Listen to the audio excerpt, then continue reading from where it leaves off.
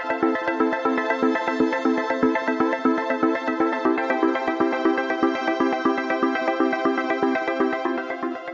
Everyone, welcome to Study Tube. हम लोग आगे बढ़ेंगे इस सीरीज में और देखेंगे पार्ट 3। इस सीरीज का हम लोग पार्ट 3 देखेंगे। पार्ट 1 और 2 हम लोगों ने ऑलरेडी कवर किया हुआ है और इन दोनों पार्ट्स को मिला करके हम लोगों ने कवर किया हुआ है 1000 प्रश्नों को। ये हमारा पार्ट 3 है और इसमें हम लोग फिर से चलेंगे 1 से और जाएंगे 500 तक, यानी 500 सवाल हम लोग इसमें फिर से करेंगे, लेकिन नंबरिंग हम लोग स्टार्ट करेंगे 1 से। हर 1000 सवाल के बाद नंबरिंग हम लोग 1 से दोबारा से शुरू करेंगे। तो ये हमारा पार्ट 3 है। पार्ट 1 और 2 अगर आप देखना चाहते हैं तो चैनल के प्लेलिस्ट में जाएं, स्टडी ट्यूब एजुकेशन जो चैनल है उसके प्लेलिस्ट में जाओ और वहाँ मिलेगा आपको 5000 साइंस क्वेश्चंस नाम से एक प्लेलिस्ट। दोनों ही पार्ट्स आपको उसमें मिल जाएंगे और फ्यूचर में जो भी पार्ट्स अपलोड किए जाएंगे इस सीरीज में वो उसी प्लेलिस्ट के अंदर ऐड कर दिए जाएंगे। तो ये 5000 सामान्य विज्ञान जो आपके रिवीजन के लिए है, आपके आने वाले किसी भी एग्जाम के लिए इंपॉर्टेंट है, जिसमें जनरल साइंस से सवाल पूछे जाते हैं। कम टाइम में आप यहाँ पर ज़्यादा से ज़्यादा प्रश्नों का रिवीजन कर सकते हो। तो शुरू करते हैं प्रश्नों को इस पार्ट के क्वेश्चन नंबर 1 से। पौधों में गैसों का आदान प्रदान किसके माध्यम से होता है? ये होता है रंध्र के माध्यम से। पत्तियों में जो रंध्र होते हैं, स्टोमेटा होते हैं, उसके माध्यम से। किसी पौधों के वनस्पतिक भाग डैश होते हैं। किसी पौधे के जो वनस्पतिक भाग होते हैं वो जड़, तना और पत्तियां, ये सारे होते हैं। फूल को हम लोग बोलते हैं जनन भाग, जड़, तना, पत्ती को हम लोग बोलते हैं वनस्पतिक भाग, वेजिटेटिव पार्ट्स। और इन सारे भाग के माध्यम से अगर हम नए पौधे उगाते हैं तो हम उसे बोलते हैं अलैंगिक जनन, अलैंगिक प्रजनन। यदि मृदा को मृदु अम्ल के साथ उपचारित किया जाए तो इस मिट्टी में हाइड्रेंजिया गुल्म के फूल डैश रंग के होंगे। अगर मिट्टी जो है अम्लीय है और उसमें हम हाइड्रेंजिया के प्लांट उगाएं तब उसमें जो फूल आएंगे वो होंगे नीले रंग के। और अगर मिट्टी जो है क्षारीय है और तब हम ये हाइड्रेंजिया के प्लांट लगाएं और तब जो उसमें फूल आएंगे वो होंगे गुलाबी रंग के। किसके पाचन के लिए शाकाहारी को लंबी आंत की आवश्यकता होती है? जो शाकाहारी होते हैं वो प्लांट्स ही खाते हैं, पेड़ पौधे ही खाते हैं। पेड़ पौधे की जो कोशिका भित्ति होती है उनमें सेलुलोज होता है। तो जो शाकाहारी जानवर होते हैं वो सेलुलोज को पचा पाए, इस कारण इसकी जो आंत होती है वो लंबी होती है। हम मनुष्य जो है सेलुलोज को नहीं पचा पाते हैं। एक वस्तु पर 20 न्यूटन का बल लागू किया जाता है और यह 2 मीटर पर सेकेंड स्क्वायर त्वरण के साथ गति करती है। वस्तु के द्रव्यमान की गणना कीजिए। तो बल बराबर होता है हमारा द्रव्यमान और गुने में त्वरण। बल हमें दे रखा है 20 न्यूटन जो कि एसआई मात्रक में है। द्रव्यमान हमें चाहिए और त्वरण दे रखा है 2 मीटर प्रति सेकंड स्क्वायर। मीटर प्रति सेकंड स्क्वायर त्वरण की एसआई मात्रक है। यहाँ पर 2 डालेंगे, यहाँ पर द्रव्यमान आ जाएगा एसआई मात्रक में 10 किलोग्राम। स्ट्रैटिफाइड स्क्वामस एपिथेलियम किसमें मौजूद है? तो स्ट्रैटिफाइड स्क्वामस एपिथेलियम टिश्यू जो है ये मौजूद है त्वचा में, मुख गुहा, योनि, ग्रास नली, इन सब में। यदि वायु प्रतिरोध को नगण्य माने तो मुक्त रूप से गिरते हुए पिंड की स्थितिज ऊर्जा और गतिज ऊर्जा का योग क्या होगा? एक पिंड, एक वस्तु नीचे की ओर गिर रहा है मुक्त रूप से। यहाँ पर जो वायु है, अब कोई वस्तु अगर नीचे की ओर गिरता है तो जो वायु है उस पर ऊपर की ओर बल लगाती है। तो हमें ये इग्नोर करके चलना है, हमें इस बल को नहीं मानना है। और वस्तु मुक्त रूप से नीचे गिर रही है, मतलब उस पर केवल गुरुत्वाकर्षण बल ही काम कर रहा है, दूसरा कोई बल नहीं है। ऐसी स्थिति में स्थितिज ऊर्जा और गतिज ऊर्जा का योग क्या होगा?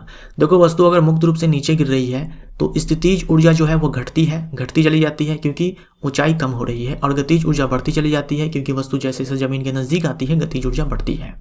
स्पीड बढ़ने के कारण गतिज ऊर्जा बढ़ती है, लेकिन इन दोनों का जो योग होगा यानी कि यांत्रिक ऊर्जा वो स्थिर ही रहती है, नियत ही रहती है। किस हैलोजन तत्व का क्वथनांक उच्चतम होता है? हैलोजन तत्व होते हैं फ्लोरीन, क्लोरीन, ब्रोमीन, आयोडीन। तो जब आप फ्लोरीन से आयोडीन की तरफ आओगे तो क्वथनांक जो है बढ़ता है, तो उच्चतम क्वथनांक हो जाएगा आयोडीन का। रदरफोर्ड परमाणु मॉडल में अल्फा कण को किस पर प्रभावित किए जाते हैं? तो सोने की पत्थर पर यानी कि गोल्ड फॉइल पर। रदरफोर्ड ने अल्फा पार्टिकल को स्ट्राइक करवाया था गोल्ड फॉइल पर और यहीं से इनको पता लगा था कि जो परमाणु के जो अधिकांश भाग होते हैं वो खाली होते हैं और परमाणु का सारा द्रव्यमान जो है वो केंद्र में निहित होता है, और यहीं से नाभिक की खोज हुई थी। तो परमाणु में नाभिक की खोज किसने की? रदरफोर्ड ने की। एक एटीएम बराबर डैश, एक एटीएम बराबर इतने पास्कल के बराबर होता है। पास्कल ये दाब का एसआई मात्रक है। पास्कल बोल दो या फिर बोल दो न्यूटन पर मीटर स्क्वायर। रेबीज के टीके की खोज किसने की? ये की लुईस पास्चर ने। विषाणु की खोज किसने की? इवानोव्स्की ने की। एक वस्तु का भार 980 न्यूटन है। यदि गुरुत्व त्वरण 9.8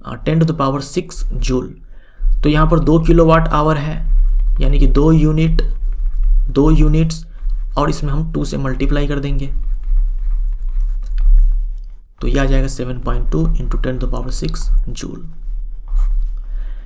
प्रतिदिन 8 घंटे के लिए 100 वाट के इलेक्ट्रिक लैंप का उपयोग किया जाता है। 3 दिनों में लैंप द्वारा खपत ऊर्जा कितनी होगी? यूनिट में बताना है, यानी कि किलोवाट आवर में बताना है। एक दिन में 8 घंटे के लिए इस्तेमाल होता है और 100 वाट का इलेक्ट्रिक लैंप है। 3 दिनों में बताना है कि ऊर्जा खपत कितनी होगी। तो देखो, ऊर्जा खपत, एनर्जी बराबर क्या होता है? एनर्जी बराबर होता है पावर और इंटू में टाइम। ऊर्जा बराबर शक्ति गुने में समय। ऊर्जा बराबर क्या होता है? शक्ति गुने में समय। शक्ति कितना दे रखा है? 100 वाट।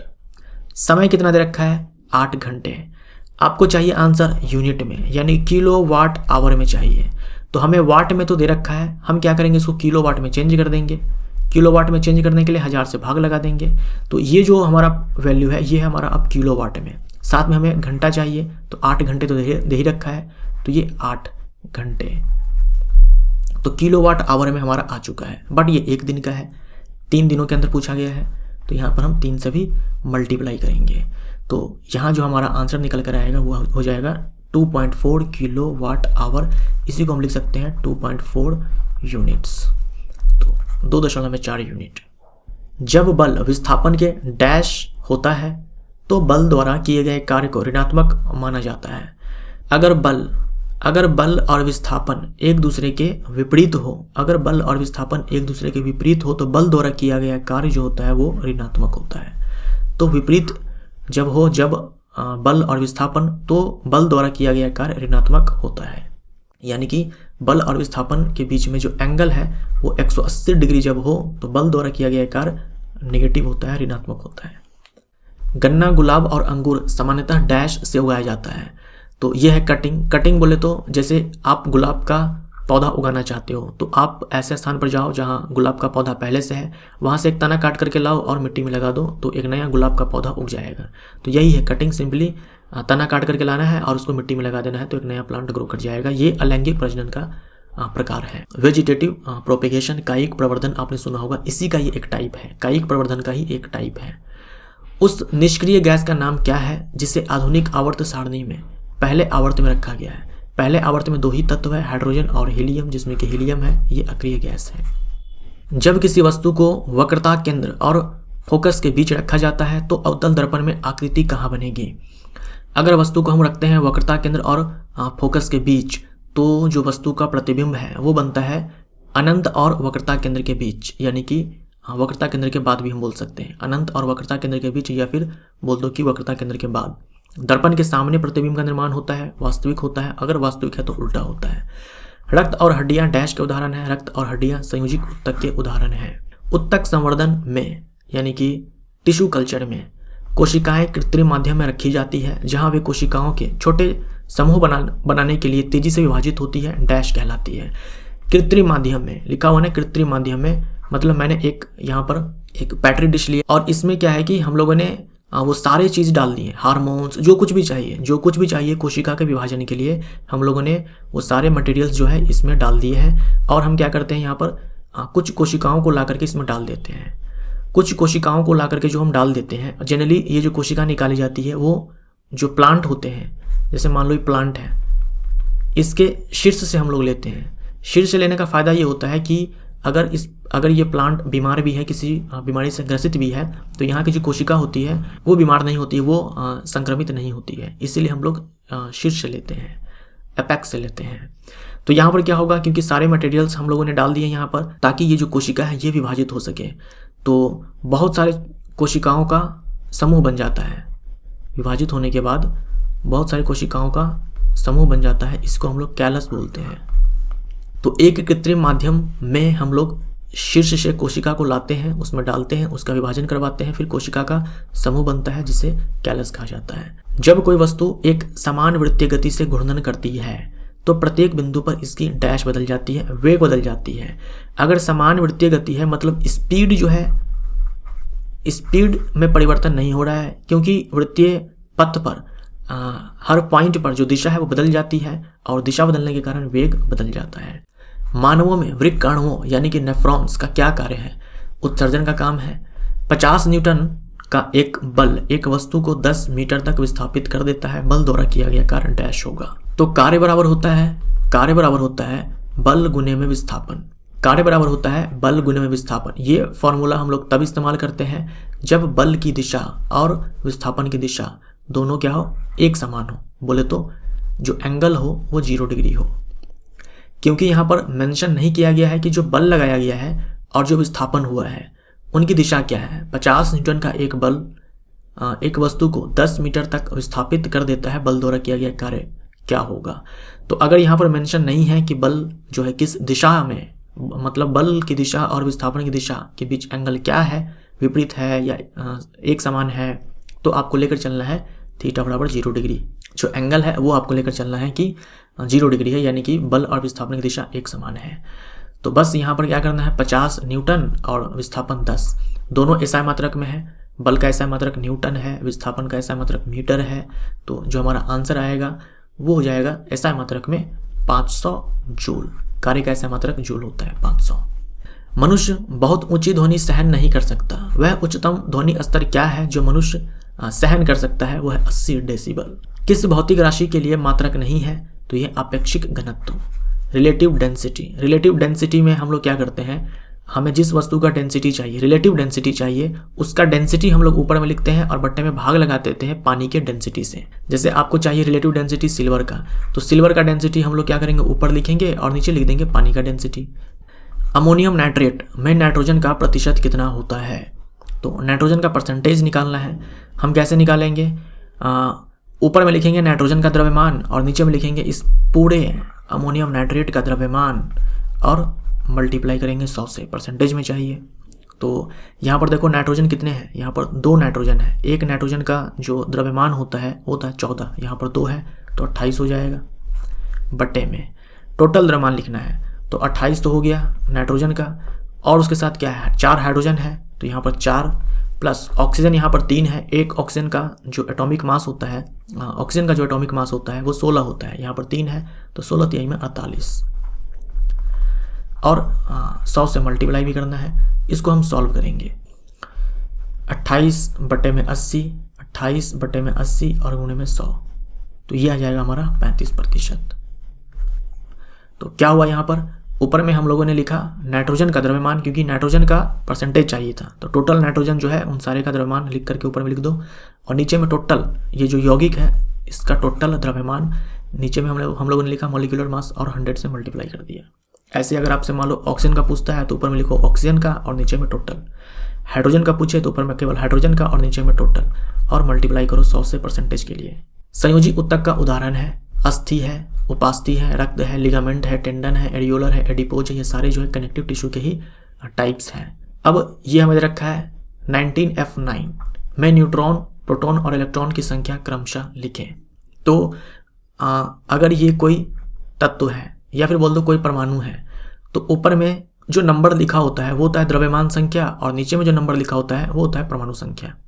और हम द्रव्यमान संख्या में से परमाणु संख्या को घटा दें तो हमें मिल जाएगा न्यूट्रॉन की संख्या। न्यूट्रॉन की संख्या, प्रोटॉन की संख्या, इलेक्ट्रॉन की संख्या। प्रोटॉन की संख्या कितनी है, प्रोटॉन की संख्या कितनी है, ये 9, तो प्रोटॉन की संख्या है 9।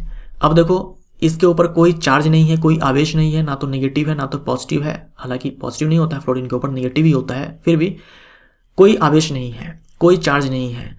तो अगर चार्ज नहीं है, एटम उदासीन है, न्यूट्रल है, तो जो प्रोटॉन की संख्या होती है वही इलेक्ट्रॉन की संख्या होती है, तो नंबर ऑफ इलेक्ट्रॉन्स ये भी 9। अब न्यूट्रॉन की संख्या चाहिए, तो देखो हमें द्रव्यमान संख्या दिया गया है, नीचे में प्रोटॉन की संख्या है, हम लोग माइनस करेंगे जैसा कि मैंने आपको यहाँ पर बताया। यहाँ पर द्रव्यमान संख्या है, यहाँ पर परमाणु संख्या है, माइनस करेंगे तो 10, न्यूट्रॉन की संख्या 10, तो 9, 9, 10। दंतवल्क यानी कि टूथ एनामल, जो कि हमारे बॉडी के अंदर सबसे हार्ड पार्ट है, डैश से बना होता है, जो एसिड से नष्ट हो जाने पर दांतों के क्षय का कारण बनता है। ये कैल्शियम फॉस्फेट का बना होता है। कैल्शियम फॉस्फेट का फॉर्मूला होता है CA3PO4 का होल ट्वाइस। ये कैल्शियम फॉस्फेट का रासायनिक सूत्र है। एक स्रोत 1 सेकंड में 20 तरंग शिखर और 20 तरंग गर्त यानी कि क्रेस्ट एंड ट्रफ उत्पन्न करता है। तरंग की आवृत्ति क्या होगी? क्रेस्ट एंड ट्रफ ये तो आप जानते ही हो, मैंने आपको बता दिया हुआ पहले भी इसी सीरीज में। ये है हमारा क्रस्ट और ये हमारा ट्रफ। अब देखो, जब एक बार कंपन पूरा होता है या फिर बोल दो एक बार ऑसिलेशन पूरा होता है या एक बार दोलन पूरा होता है, तो उसमें एक क्रस्ट बनता है और एक ट्रफ बनता है। अगर एक क्रस्ट एक ट्रफ बन चुका है कंप्लीट, तो हम बोलेंगे कि एक कंपन पूरा हो चुका है। या फिर उल्टा बोल दो, अगर एक कंपन पूरा हो गया, यहाँ से यहाँ ये आधा कंपन और फिर यहाँ से यहाँ आधा कंपन, यानी कि एक कंपन पूरा हो चुका है, एक क्रस्ट और एक ट्रफ का निर्माण हो चुका है। तो यहाँ पर देखो 20 क्रस्ट और 20 ट्रफ बना हुआ है, यानी कि 20 बार कंपन हुआ है। 20 क्रस्ट 20 ट्रफ मतलब कितना बार कंपन हुआ? 20 बार कंपन हुआ, 20 बार ऑसिलेशन हुआ, 20 बार दोलन हुआ, कुछ भी बोल दो आप।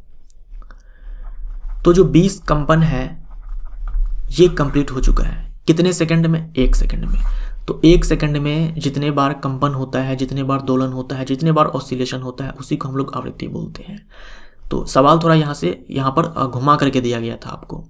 ये पूछा हुआ सवाल है कि 1 सेकंड में, ये नहीं बोल रखा है कि 20 कंपन पूरा होता है। सवाल थोड़ा सा आपको घुमा दिया कि 1 सेकंड में 20 क्रस्ट और 20 ट्रफ बनता है। इसका मतलब यही हुआ कि 20 कंपन पूरा होता है 1 सेकंड में। 1 सेकंड में जितना कंपन पूरा हो वही आवृत्ति है, 20 हर्ट्ज।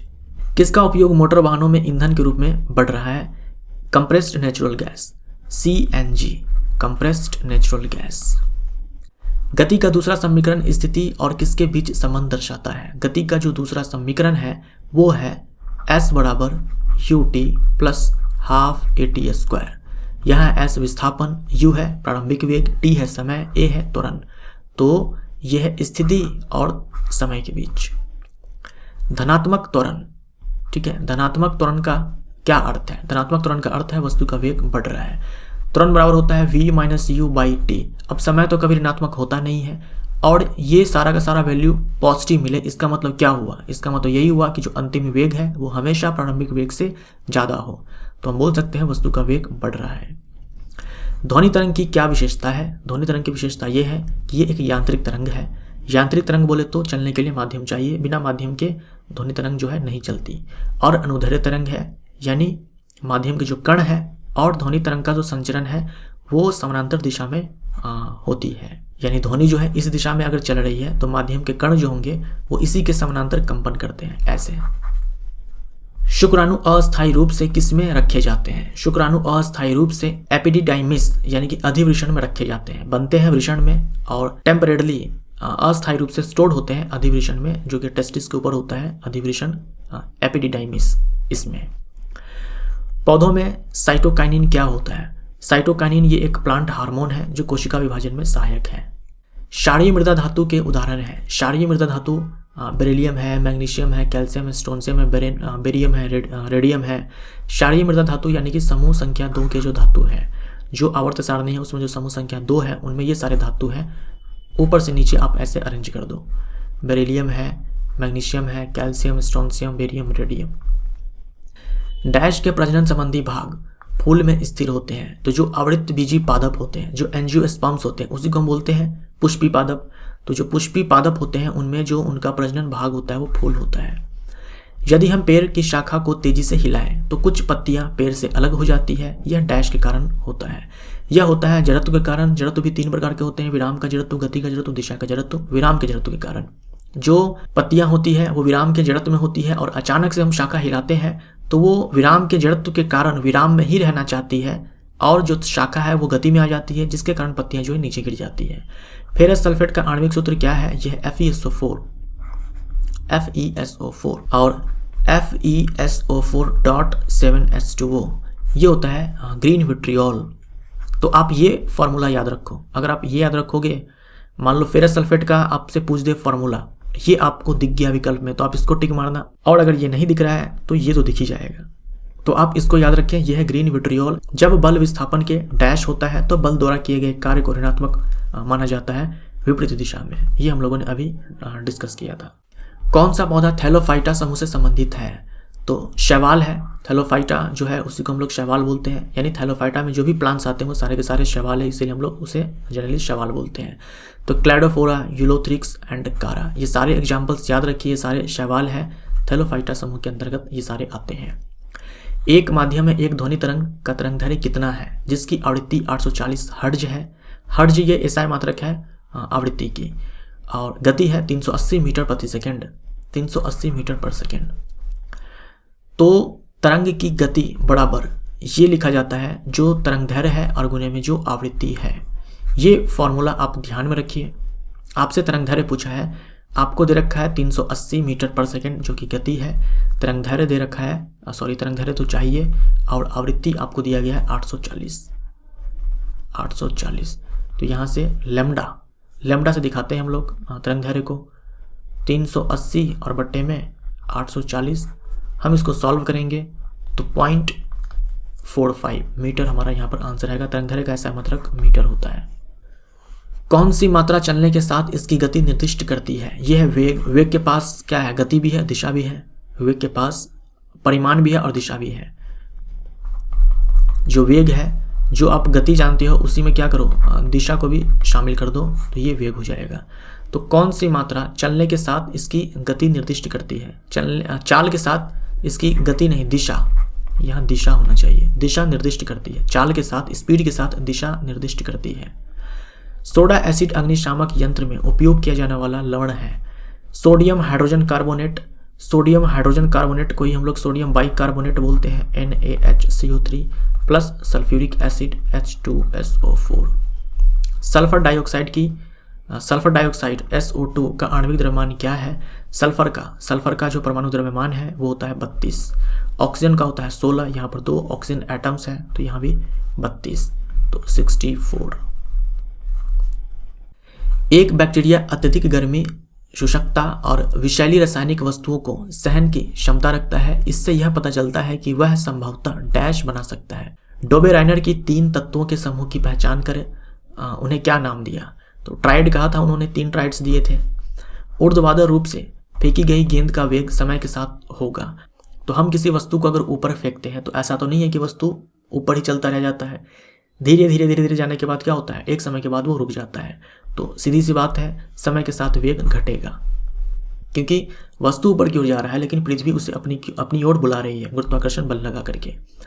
एक वस्तु का द्रव्यमान 10 किलोग्राम है, पृथ्वी पर इसका भार क्या होगा? तो भार बराबर होता है द्रव्यमान और गुने में गुरुत्वीय त्वरण। तो द्रव्यमान है 10 किलोग्राम और गुरुत्वीय त्वरण जब तक कि आपसे कहा न जाए कि 10 मीटर पर सेकंड स्क्वायर लेना है, तब तक आप लेंगे 9.8 मीटर पर सेकंड स्क्वायर। तो यहाँ से आ जाएगा 98 न्यूटन। घर्षण बल द्वारा किया गया कार्य डैश होता है, ऋणात्मक होता है। हालांकि घर्षण बल द्वारा किया गया कार्य जो है धनात्मक भी हो सकता है, लेकिन आपके एग्जाम में पूछा जाए तो ऋणात्मक ही आपको टिक मारना है, क्योंकि कई बार पूछा जा चुका है कि घर्षण बल द्वारा किया गया कार्य ऋणात्मक होता है, होने को धनात्मक भी हो सकता है। पाचन के बाद कार्बोहाइड्रेट को परिवर्तित कर दिया जाता है। पाचन के बाद कार्बोहाइड्रेट परिवर्तित हो जाता है ग्लूकोज में। सल्फर ट्राइऑक्साइड के 3 मोल में सल्फर के कितने परमाणु मौजूद है? 12 Na, यानी कि 12 Na। Na से हम लोग एवोगाद्रो संख्या को दिखाते हैं। देखिए ये है सल्फर ट्राइऑक्साइड। अगर हम इसका 1 मोल लेते हैं, तो उसमें जो अणुओं की संख्या होगी, क्योंकि ये सल्फर ट्राइऑक्साइड एक अणु है, तो हम जब 1 मोल लेंगे तो एवोगाद्रो नंबर के बराबर, एवोगाद्रो नंबर बोले तो किसके बराबर? 6.022 इंटू 10⁻23 इतने मॉलिक्यूल्स होंगे। ये चीज़ आपको ध्यान में रखना होगा। अगर आपको दिया हुआ है एक अणु, एक मॉलिक्यूल दे रखा है, तो 1 मोल में एवोगाद्रो नंबर के बराबर मॉलिक्यूल्स होते हैं। क्या होते हैं? मॉलिक्यूल्स होते हैं। आपके पास 3 मोल दे रखा है, तो अगर 3 मोल दे रखा है मतलब इतने आपके पास क्या है? मॉलिक्यूल्स हैं, अणु है। हमसे पूछा है परमाणु, हमसे पूछा है एटम्स। तो एक अगर हम मॉलिक्यूल उठाएं तो इनमें देखो 4 एटम्स हैं, 3 ऑक्सीजन के और 1 सल्फर का। हमारे पास इतने मॉलिक्यूल्स हैं, तो हम क्या करेंगे इसमें? 3 इंटू n, इतने मॉलिक्यूल्स थे, एक में है 4 एटम्स, तो इतने में 4 से मल्टीप्लाई कर दो तो 12 Na। तो जब भी आपको दे रखा हो एक अणु, तो 1 मोल में एवोगाद्रो नंबर के बराबर जो है अणु होते हैं, ना कि परमाणु होते हैं। C12H22O11 किसका रासायनिक सूत्र है? यह है सुक्रोज का रासायनिक सूत्र। किस पौधे को ब्रायोफाइटा के वर्ग में शामिल किया गया है? तो लीवरवर्ट, मॉस, ये सारे जो होते हैं ब्रायोफाइट्स होते हैं। इलेक्ट्रिक चार्ज बटे में समय डैश, इलेक्ट्रिक चार्ज बटे में समय बराबर डैश विद्युत धारा बराबर होता है इलेक्ट्रिक चार्ज बटे में समय। आवेशों के प्रवाह के दर को हम लोग विद्युत धारा बोलते हैं। प्रबल अम्ल तथा प्रबल क्षार के लवण का पीएच मान डैश होगा। तो स्ट्रॉन्ग एसिड है, स्ट्रॉन्ग बेस है, और उससे हम जो सॉल्ट बनाएंगे उसका पीएच मान 7 होता है। डैश उत्तक संवहन पोल बनाते हैं, वैस्कुलर बंडल बनाते हैं। तो जाइलम और फ्लोएम ये दोनों मिलकर के ही वैस्कुलर बंडल बनाते हैं। एक टक्कर में, एक कोलिजन में डैश हमेशा संरक्षित रहती है। तो एक टक्कर में जो है ये संवेग हमेशा संरक्षित रहता है। किसी भी प्रकार का टक्कर हो, दो वस्तुओं में किसी भी प्रकार का टक्कर हो, मोमेंटम हमेशा कंजर्व रहता है। रेगिस्तानी पौधों की बाह्यतम त्वचा एपिडर्मिस में डैश की एक मोटी मोम की परत होती है। क्यूटीन की मोटी परत होती है। क्यूटीन की मोटी परत इसलिए होती है क्योंकि रेगिस्तानी पौधा है, पानी की कमी होती है, तो वाष्पोत्सर्जन की जो दर है वो कम हो जाए, इसके कारण क्यूटीन की मोटी परत होती है। क्यूटीन जो है ट्रांसपिरेशन रेट है इसको कम कर देता है। परागण के बाद डैश होता है, तो अगर पोलिनेशन हो गया तो उसके बाद क्या होगा, निषेचन होगा। आपके एग्जाम में लिख करके आया था ग्रुप डी में ओडबरन, ठीक है, ओडबरन। तो ध्यान रखना, ओडबरन बोल दे या फिर निषेचन बोल दे, फर्टिलाइजेशन बोल दे, ये सब एक ही चीज़ है। किस प्रकार के जानवरों की आंत सबसे लंबी होती है शाकाहारी सेलुलोज को बचाने के लिए? डैश आवर्त सारणी का सर्वाधिक विद्युत ऋणात्मक तत्व है। आवर्त सारणी का सबसे ज़्यादा विद्युत ऋणात्मक तत्व है फ्लोरीन। ये एक अभिक्रिया दिया गया है, तो दी गई अभिक्रिया डैश का उदाहरण है संयोजन अभिक्रिया। संयोजन अभिक्रिया में क्या होता है, 2 या 2 से अधिक अभिकारक होते हैं जो मिलते हैं और एक उत्पाद बनाते हैं। तो ये कैल्शियम ऑक्साइड है, कली चूना, ये पानी है, ये कैल्शियम हाइड्रोक्साइड है, भगरा चूना। तो 2 यहाँ पर क्या है, रिएक्टेंट्स हैं, 2 अभिकारक हैं, मिल करके एक उत्पाद बनाते हैं कैल्शियम हाइड्रोक्साइड। यह संयोजन अभिक्रिया। कार्बोक्सिलिक अम्ल के सोडियम या पोटेशियम क्षार को डैश भी कहा जाता है। तो कार्बोक्सिलिक एसिड या कार्बोक्सिलिक अम्ल के सोडियम यहाँ पर लिखना पड़ेगा लॉन्ग चैन, लंबी श्रृंखला वाले, यहाँ पे लिखना होगा लंबी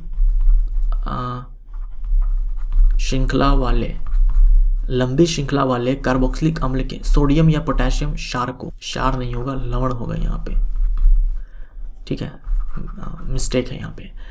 लंबी श्रृंखला वाले कार्बोक्सिलिक अम्ल के सोडियम या पोटेशियम लवण को डैश कहा जाता है, साबुन कहा जाता है, जिसे हम लोग ऐसे दिखाते हैं RCONA या फिर RCOOK। तो ये है लॉन्ग चैन कार्बोक्सिलिक एसिड का सोडियम सॉल्ट और यह है लॉन्ग चैन कार्बोक्सिलिक एसिड का पोटेशियम सॉल्ट, यही है साबुन। दाब को किस प्रकार परिभाषित किया जाता है? दाब को हम लोग क्या बोलते हैं, प्रणोद बटे में क्षेत्रफल। जो दाब बराबर होता है ये होता है थ्रस्ट और बटे में एरिया। प्रणोद बटे में क्षेत्रफल। यदि किसी विलयन का pH 7 से बढ़कर 14 हो जाता है तो यह विलयन में डैश आयन की सांद्रता में वृद्धि को दर्शाता है। अगर pH मान बढ़ रहा है मतलब क्षारीय प्रकृति बढ़ रहा है। pH मान 7 है तो उदासीन है, अगर हम 7 से 14 कर दें मतलब क्या हो रहा है कि क्षारीय, बहुत ज़्यादा क्षारीय हो चुका है। जो विलयन है बहुत ज़्यादा क्षारीय हो चुका है, मतलब विलयन में OH माइनस का जो कंसंट्रेशन है वो ज़्यादा है, क्योंकि जो क्षार होते हैं वो देते हैं OH माइनस और जो अम्ल होते हैं वो देते हैं H प्लस। अगर विलयन क्षारीय है मतलब OH माइनस ज़्यादा है। कौन सा जीव ब्रेड मोल्ड के रूप में भी जाना जाता है? यह राइजोपस जो कि कवक है। धारीदार या रेखित पेशियां डैश होती है। धारीदार या रेखित पेशियां डैश होती है। ये लंबी होती है, बेलनकार होती है, शाखा रहित होती है, ब्रांच नहीं होती है और एक कोशिका में एक से ज़्यादा न्यूक्लियस होते हैं, बहुनाभिकीय कोशिका वाली होती है। तो ये इंपॉर्टेंट है, ये ध्यान में रखिएगा। जो धारीदार पेशी होती है ना, रेखित पेशी जो होती है उसकी ये खासियत है। पोटेशियम क्लोराइड के 0.5 मोल में कितने अणु होते हैं? अब देखो यहाँ पर ये पोटेशियम क्लोराइड है, ये क्या है, ये एटम है या फिर ये है मॉलिक्यूल? तो ये है मॉलिक्यूल, एटम्स नहीं है। तो अगर हम इसका 1 मोल ले तो एवोगाड्रो नंबर के बराबर हमें एटम्स मिलेंगे या मॉलिक्यूल्स मिलेंगे? हमें मिलेंगे मॉलिक्यूल्स, क्योंकि ये क्या है, मॉलिक्यूल है। हमें 1 मोल में नहीं चाहिए, हमें आधे मोल में चाहिए, हमें आधे मोल में चाहिए। तो ठीक है, Na/2 हो जाएगा इतने मॉलिक्यूल्स। तो जो हमारा 6.022 इंटू 10⁻23 था, इसी का आप आधा कर दो तो 3.011 इंटू 10⁻23 इतने मॉलिक्यूल्स। किसका प्रयोग निसंक्रामक और कीटाणुनाशक के रूप में किया जाता है? व्यंजक चूर्ण, कैल्शियम हाइपोक्लोराइट इसका रासायनिक नाम है। 8 ओम, 4 ओम, 12 ओम मूल्य के नहीं मान के, ठीक है। 8 ओम, 4 ओम, 12 ओम। देखिए ये ग्रुप डी में पूछा हुआ सवाल है। ये सारे जो सवाल आप करने वाले हैं वो आज मैक्सिमम सवाल 90% सवाल जो है ये आपके ग्रुप डी में पूछा जा चुका है सवाल। तो मैं आपको पहले भी करवा चुका हूँ, ये मैं आपको फिर से एक बार रिवाइज करवा रहा हूँ कम टाइम में। तो जब मैंने पहले करवाया हुआ है उस समय भी आपने देखा था कि बहुत सारे जो है उन्होंने वर्ड्स जो है वो गलत डाले हुए हैं, ट्रांसलेट करके डाले हुए हैं। जहाँ पर वस्तु लिखना चाहिए वहाँ पर शरीर लिखा है उन्होंने, जहाँ मान लिखना चाहिए मूल्य लिखा है उन्होंने। बहुत सारे मिस्टेक्स हैं। तो सेम चीज़ मैं आपको रिवाइज करवा रहा हूँ, तो इसलिए यहाँ पर इतनी सारी गलतियाँ आपको देखने को मिल रही है। तो इतने सारे मान के प्रतिरोधक समानांतर परिपथ में जुड़े हैं। परिपथ में समतुल्य प्रतिरोध कितनी है? तो 8 ओम, 4 ओम, 12 ओम 3 प्रतिरोध हैं, समानांतर क्रम में जुड़े हुए हैं। तो हम क्या लिखते हैं? 1/R इक्विवेलेंट, यानी कि 1/में समतुल्य प्रतिरोध बराबर 1/R1, 1/R2, 1/R3। मान लो 4 होता तो हम फिर से लिखते हैं 1/R4। जितने भी हो सबको हम ऐसे ही लिखेंगे। तो 1/8 प्लस 1/4 प्लस 1/12, सबका हम एलसीएम लेंगे 24 आएगा। तो ये हो जाएगा 3 प्लस ये हो जाएगा 6 और ये ऊपर में 2। तो 3 और 6 9, 9 और 2 11, 11/24। हमें चाहिए कि हमें R इक्विवेलेंट चाहिए। ये तो 1/R इक्विवेलेंट है, इसको हम पलट देंगे तो 24/11, 2.1 ओम हमारा यहाँ पर आंसर होगा। कौन सी धातु उभयधर्मी ऑक्साइड बना सकती है? तो 2 आपको याद रखने हैं, ये दोनों हैं उभयधर्मी ऑक्साइड्स, तो एल्यूमिनियम और जिंक। पित्त के कार्य को डैश कहा जा सकता है? पित्त के कार्य को पाइसीकरण कहा जाता है। बाइल जो है इमल्सिफाई करता है फैट को। जो वसा के जो फैट के बड़े बड़े ड्रॉप्स होते हैं इसको तोड़ता है छोटे छोटे ड्रॉप्स में तोड़ता है। ये भी फैट है, ये सारे भी फैट्स हैं, बट ये बड़े ड्रॉप्स हैं, ये छोटे ड्रॉप्स हैं। इसी को इमल्सिफिकेशन कहा जाता है। ये बाइल करता है, लीवर जो बाइल बनाता है वो करता है। धातुएं डैश में पाई जाती है? धातुएं पाई जाती है अब ऊपर पट्टी में, क्रस्ट में, अर्थ के क्रस्ट में, और यहीं से धातुओं का निष्कर्षण किया जाता है। डैश एक चतुर्थ परमाणु तत्व है। तो फास्फोरस जो है ये P4 के फॉर्म में ज़्यादा स्टेबल है। तो जब भी आपसे परमाणुकता बोल दे फास्फोरस की तो आपको 4 आंसर देना है। विस्थापन के परिवर्तन दर को डैश कहा जाता है? विस्थापन के परिवर्तन दर को वेग कहा जाता है। वेग में परिवर्तन के दर को त्वरण कहा जाता है और विस्थापन में परिवर्तन के दर को वेग कहा जाता है। परावर्ती किरणों के वास्तविक प्रतिच्छेदन द्वारा निर्मित प्रतिबिंब जो हम स्क्रीन पर देखते हैं डैश होता है, वास्तविक होता है। जो वास्तविक प्रतिबिंब है उसी को हम लोग स्क्रीन पर उतार सकते हैं। पेशी उत्तक कितने प्रकार के होते हैं? 3 प्रकार के होते हैं, कंकाल पेशी, चिकनी पेशी, हृदय पेशी। डैश ये पुंकेसर के भाग है। तो परागकोश और तंतु ये पुंकेसर के भाग है। पुंकेसर जो है ये नर जनन भाग है पुष्प का, और अंडक होता है मादा जनन भाग पुष्प का। डैश खांसी और छींकने जैसी अनैच्छिक गतिविधियों को नियंत्रित करता है, यह है मेडुला मज्जा। सल्फ्यूरिक एसिड के साथ मिश्रित होने पर लिटमस विलियन का रंग कैसा होगा? सल्फ्यूरिक अम्ल के साथ मिश्रित होने पर लिटमस विलियन का रंग कैसा होगा? तो लाल हो जाएगा, क्योंकि एसिड है तो लाल हो जाएगा, और अगर क्षार होता तो नीला हो जाता। बल बट्टा में त्वरण द्रव्यमान हो जाएगा। बल बराबर होता है द्रव्यमान गुने में त्वरण, तो बल बट्टा में त्वरण ये द्रव्यमान हो जाएगा। सोडियम क्लोराइड है, वाटर है, कार्बन डाइऑक्साइड है, अमोनिया है। डैश बनाएगा, क्या बनाएगा? Sodium hydrogen carbonate. Sodium hydrogen carbonate यानी कि sodium bicarbonate, NaHCO3। Baking soda भी हम इसे बोलते हैं। सूत्र है M बराबर HI/HO। तो यहाँ बताना है कि M क्या है, HI क्या है, HO क्या है। तो आवर्धन बराबर हम लोग लिखते हैं ना वस्तु की प्रतिबिंब की ऊंचाई और बट्टे में वस्तु की ऊंचाई। आवर्धन बराबर यही लिखते हैं। तो ये है आवर्धन, ये है प्रतिबिंब की हाइट, प्रतिबिंब की ऊंचाई, ये है वस्तु की ऊंचाई। वर्ग 3 आवर्त 6 में लैंथनम के साथ स्थित तत्वों को क्या कहा जाता है? वर्ग 3 में आवर्त 6 में लैंथनम के साथ जो तत्व है उसे लैंथेनाइड्स कहा जाता है, और वर्ग 3 में और आवर्त 7 में ठीक है। यहाँ वर्ग 3 आवर्त 6 है। वर्ग 3 में आवर्त 7 में एक्टिनियम के साथ जो तत्व है उसे एक्टिनाइड्स कहा जाता है। तने या जड़ का घेरा डैश के कारण बढ़ता है। पार्श्व विभज्य उत्तक जिसे कैम्बियम भी कहा जाता है के कारण बढ़ता है। पार्श्व विभज्य उत्तक कैम्बियम ये आपको केवल डाइकोट्स प्लांट के अंदर ही देखने को मिलते हैं, मोनोकोट्स के अंदर नहीं मिलते हैं। एक परमाणु कि किसी अन्य तत्व के परमाणु से बंद होने पर इलेक्ट्रॉन को अपनी ओर आकर्षित करने की सापेक्ष प्रवृत्ति को क्या कहा जाता है? विद्युत ऋणात्मकता। जो एटम जितना ज़्यादा इलेक्ट्रोनेगेटिव होता है वो इलेक्ट्रॉन को अपनी ओर उतना ही आकर्षित करता है। ऑक्सीजन की उपस्थिति में सल्फाइड अयस्कों को गर्म करने की क्रिया को क्या कहा जाता है? भर्जन कहा जाता है, रोस्टिंग कहा जाता है। अधातुओं का भौतिक गुण है ऊष्मा एवं विद्युत के कुचालक होते हैं, आघातवर्धनीय और तन्य नहीं होते हैं, निम्न गलनांक और क्वथनांक होता है। संक्रमण तत्व की विशेषता है ऊष्मा एवं विद्युत के सुचालक होते हैं। जो संक्रमण तत्व होते हैं सारे के सारे धातु होते हैं। उच्च गलनांक और क्वथनांक होते हैं। इन सब का अधिकांश का प्रयोग उत्प्रेरक के रूप में होता है। संक्रमण तत्व हम बोलते हैं डी ब्लॉक के जो एलिमेंट्स हैं, डी ब्लॉक के जो एलिमेंट्स हैं आवर्त सारणी में। वृक्षों में सामग्री के परिवहन में सहायक उत्तकों को क्या कहा जाता है? संवहनी उत्तक कहा जाता है। संवहनी उत्तक में दो उत्तक आते हैं, जाइलम और फ्लोएम। जाइलम जो पानी को ट्रांसपोर्ट करता है, फ्लोएम जो फूड को ट्रांसपोर्ट करता है। मैग्नीशियम के 144 ग्राम में डैश मोल परमाणु मौजूद होते हैं। मैग्नीशियम है, मैग्नीशियम का जो एटॉमिक मास होता है वो होता है 24 और जो मोलर मास होता है, मोलर मास ये होता है 24 ग्राम। क्या करना है आपको? 24 में ग्राम लगा दो तो यही 1 मोल का द्रव्यमान हो जाएगा। हमारे पास 144 ग्राम दे रखा है तो जब 24 ग्राम होता है तो 1 मोल होता है। जब 144 ग्राम हो जाए तो कितना मोल हो जाएगा? तो 144 और बट्टे में 24 कर दो, 6 मोल हो जाएगा। 6 मोल हमारा यहाँ पर आंसर हो जाएगा। एक परमाणु या तत्व की आयनन ऊर्जा या फिर बोल दो आयनीकरण ऊर्जा डैश पर निर्भर करती है? नाभिक और इलेक्ट्रॉन के बीच आकर्षण बल पर और इलेक्ट्रॉनों के बीच विकर्षण पर। नाभिक और इलेक्ट्रॉन के बीच आकर्षण बल कितना है? इस पर।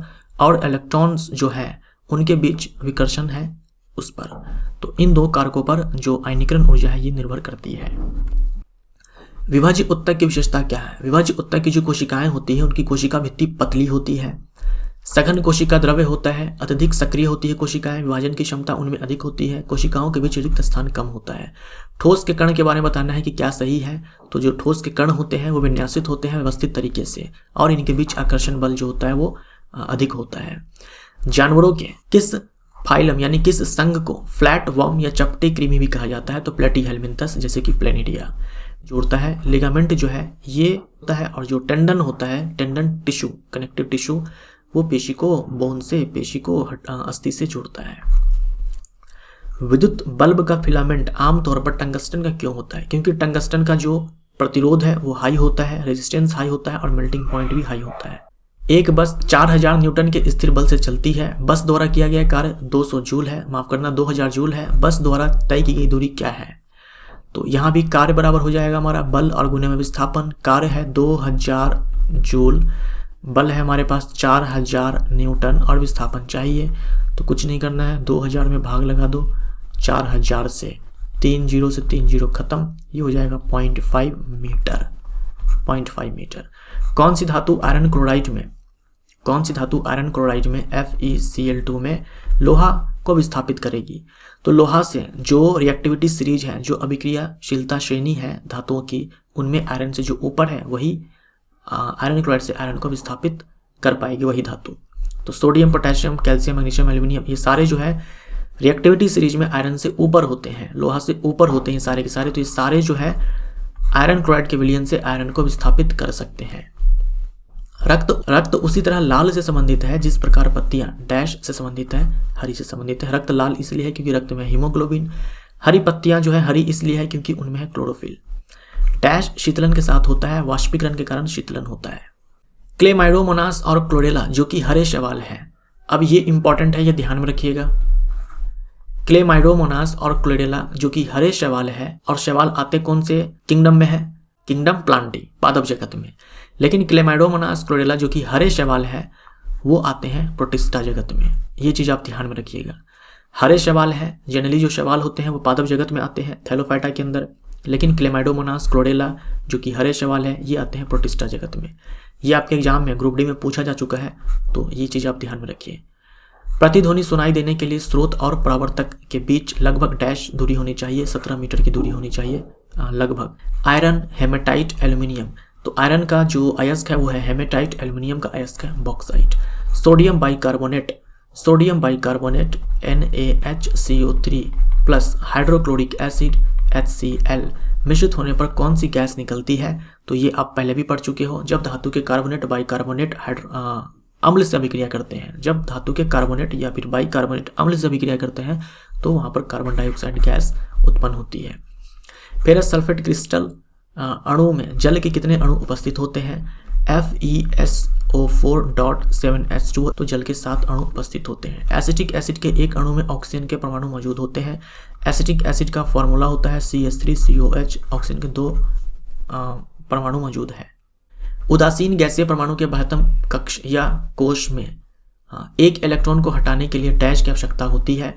उदासीन गैसीय परमाणु है, उनके बाह्यतम कोश से हम एक इलेक्ट्रॉन हटाना चाहते हैं, उसके लिए हमें एनर्जी देनी पड़ती है, उसी को हम लोग आयनन ऊर्जा बोलते हैं, आयनीकरण ऊर्जा बोलते हैं।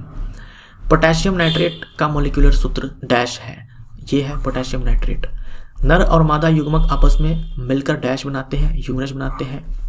युग्मनज यानी कि जाइगोट, जो जाइगोट होता है ये यूनिसेलुलर होता है। यूनिसेलुलर, आप इसे एक कोशिका वाला भ्रूण भी बोल सकते हो। टेपवर्म किस फाइलम से संबंधित है? प्लेटीहेल्मिन्थस फाइलम का ये जंतु है। किस मांसपेशियों को कंकाल मांसपेशियां भी कहा जाता है? किस मांसपेशियों को कंकाल मांसपेशियां भी कहा जाता है? ये ऐच्छिक पेशी। ऐच्छिक पेशी हम उसे बोलते हैं जिसे हम अपनी मर्जी से मूव करवा सकते हैं, उनमें गति करवा सकते हैं, जैसे हाथ की पेशी, पैर की पेशी, जो भी पेशी है जिसमें आप अपनी इच्छा अनुसार गति करवा सकते हो वो है ऐच्छिक पेशी। तो जो कंकाल मांसपेशी है वो ऐच्छिक पेशी होती है। सोडियम कार्बोनेट जो कि एक क्षार है, सोडियम कार्बोनेट जो कि एक क्षार है, इसका उपयोग किस प्रकार किया जाता है? बोरेक्स के निर्माण में और जल की अस्थायी कठोरता दूर करने में। बोरेक्स के निर्माण में और जल की अस्थायी कठोरता दूर करने में। बोरेक्स जो है इसका रासायनिक सूत्र होता है Na2B4O7.10H2O, ये बोरेक्स है। अस्थि कोशिकाएं, अस्थि कोशिकाएं एक दृढ़ अवयव यानी कि हार्ड मैट्रिक्स में अंतर स्थापित होती है जो बना होता है। ये जो हार्ड मैट्रिक्स बना होता है वो कैल्शियम फास्फोरस का बना होता है, इसी में जो अस्थि कोशिकाएं हैं वो एम्बेडेड होती है। यदि कोई लड़का गैस से भरा गुब्बारा छोड़ता है जो ऊपर जाता है तो स्थितिज ऊर्जा होगी, बढ़ेगी, क्योंकि जो गुब्बारे की जो ऊंचाई है वो जमीन से बढ़ रही है, इसलिए बढ़ेगी। आयनीकरण ऊर्जा की इकाई क्या है? आयनीकरण ऊर्जा, आयोनाइजेशन एनर्जी को हम लोग केमिस्ट्री में मापते हैं किलोजूल पर मोल में।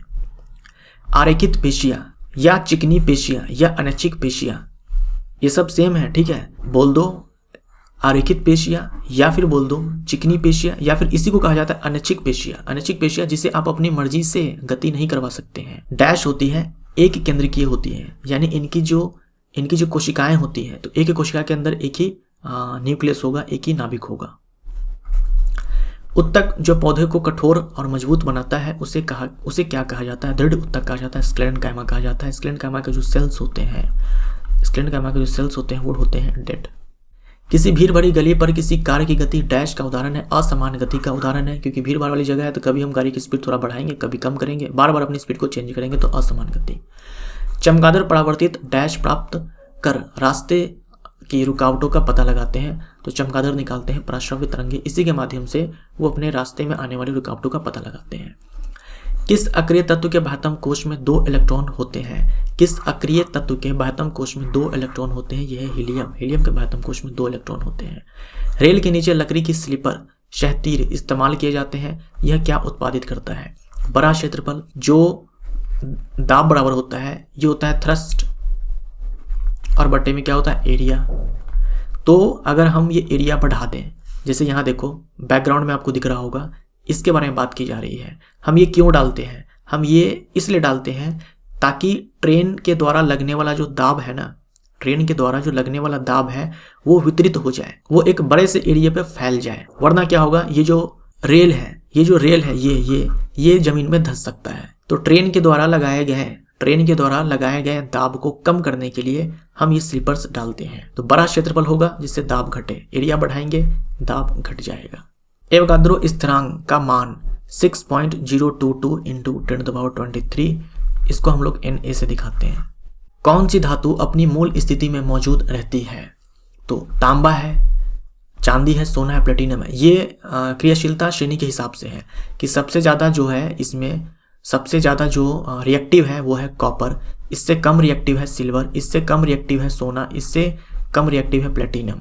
यानी हम ऊपर से नीचे आते हैं तो जो रिएक्टिविटी है वो घटती जा रही है। तो मान लो विकल्प में रहे तांबा और प्लेटिनम, तब आप आंसर दोगे प्लेटिनम। जो जितना कम रिएक्टिव होगा अपनी मूल स्थिति में उनके रहने के चांसेस भी उतना ही ज़्यादा हो जाते हैं। तो अगर तांबा और सोना है तो हम सोना के साथ जाएंगे, अगर तांबा प्लेटिनम है तो प्लेटिनम के साथ जाएंगे, सोना प्लेटिनम है तो प्लेटिनम के साथ जाएंगे। ऐसे अगर कोई एक ही विकल्प चूज करना हो तो आप इसके हिसाब से कर सकते हो। जो जितना कम रिएक्टिव होगा वो अपने मूल स्थिति में रहेगा ज़्यादा। 80 किलोग्राम द्रव्यमान का एक व्यक्ति 240 न्यूटन के बल से दौड़ता है, उसका त्वरण डैश होना चाहिए। क्या करेंगे हम लोग, बल में भाग लगा देंगे द्रव्यमान से तो त्वरण मिल जाएगा। तो 3 मीटर पर सेकंड स्क्वायर। क्लोरीन के 71 ग्राम में परमाणु मौजूद होते हैं। अब देखो आपको मोल नहीं दे रखा है, आपको यहाँ पर द्रव्यमान दे रखा है। तो जब भी आपसे पूछ दे number of molecules, number of atoms, तो आप जाएंगे सबसे पहले मोल के पास। तो 71 ग्राम में क्लोरीन के कितने मोल आएंगे पहले ये बताओ आप। आपको जो द्रव्यमान दिया गया है ग्राम में वो है 71 ग्राम। क्या बता सकते हैं कितना मोल हुआ? तो मोल बताने के लिए आप मोलर मास से भाग लगाओगे। इसमें क्या करोगे, मोलर मास से भाग लगाओगे। और अब मोलर मास कैसे निकालोगे? मोलर मास निकालने के लिए आपको सबसे पहले मॉलिक्यूलर मास निकालना होगा। तो क्लोरीन का जो एटॉमिक वेट होता है वो 35.5 होता है, क्योंकि यहाँ पर 2 क्लोरीन के एटम्स हैं। तो 35.5 इंटू में 2, 71। यह है इनका मॉलिक्यूलर मास। मैंने आपसे कहा आपको मोल चाहिए, आपको क्या चाहिए, मोल चाहिए। इसके लिए आपको 71 में भाग लगाना पड़ेगा। 71 जो दिया गया है ग्राम में, इसमें भाग लगाना पड़ेगा मोलर द्रव्यमान से। मोलर द्रव्यमान पता लगाने के लिए आपको पता होना चाहिए मॉलिक्यूलर द्रव्यमान, यानी कि आणविक द्रव्यमान पता होना चाहिए। अगर आपको ये पता है, मॉलिक्यूलर मास पता है, तो कुछ नहीं करना है, इसी में ग्राम लगा देना है। तो मोलर मास 71 ग्राम ही है, यानी कि 1 मोल। मतलब सवाल आपसे ये पूछा है कि क्लोरीन के Cl2 के 1 मोल में परमाणु मौजूद होते हैं, कितने होते हैं? तो आप बताओ मुझे, ये जो Cl2 है ये एटम है या फिर मॉलिक्यूल है? आप बोलेंगे कि मॉलिक्यूल है, एटम नहीं है। तो जब हम इसका 1 मोल लेंगे तो हमारे पास एवोगाद्रो नंबर के बराबर एटम्स आएंगे या फिर मॉलिक्यूल्स आएंगे? तो आप बोलेंगे मॉलिक्यूल्स आएंगे, क्योंकि Cl2 एक मॉलिक्यूल्स है। अब हमें परमाणु चाहिए, क्योंकि एक अणु में 2 क्लोरीन के परमाणु हैं। तो इतने अणु में हम क्या करेंगे, 2 से मल्टीप्लाई करेंगे तो हमारा वैल्यू ये निकल करके आएगा। तो जब भी अणुओं की संख्या, परमाणुओं की संख्या ऐसे पूछ दे तो सबसे पहले आप मोल के पास जाओ। डैश न्यूनतम अधात्री मैट्रिक्स वाला एक संयोजी उत्तक है, यह है लिगामेंट। नर प्रजनन तंत्र का हिस्सा है।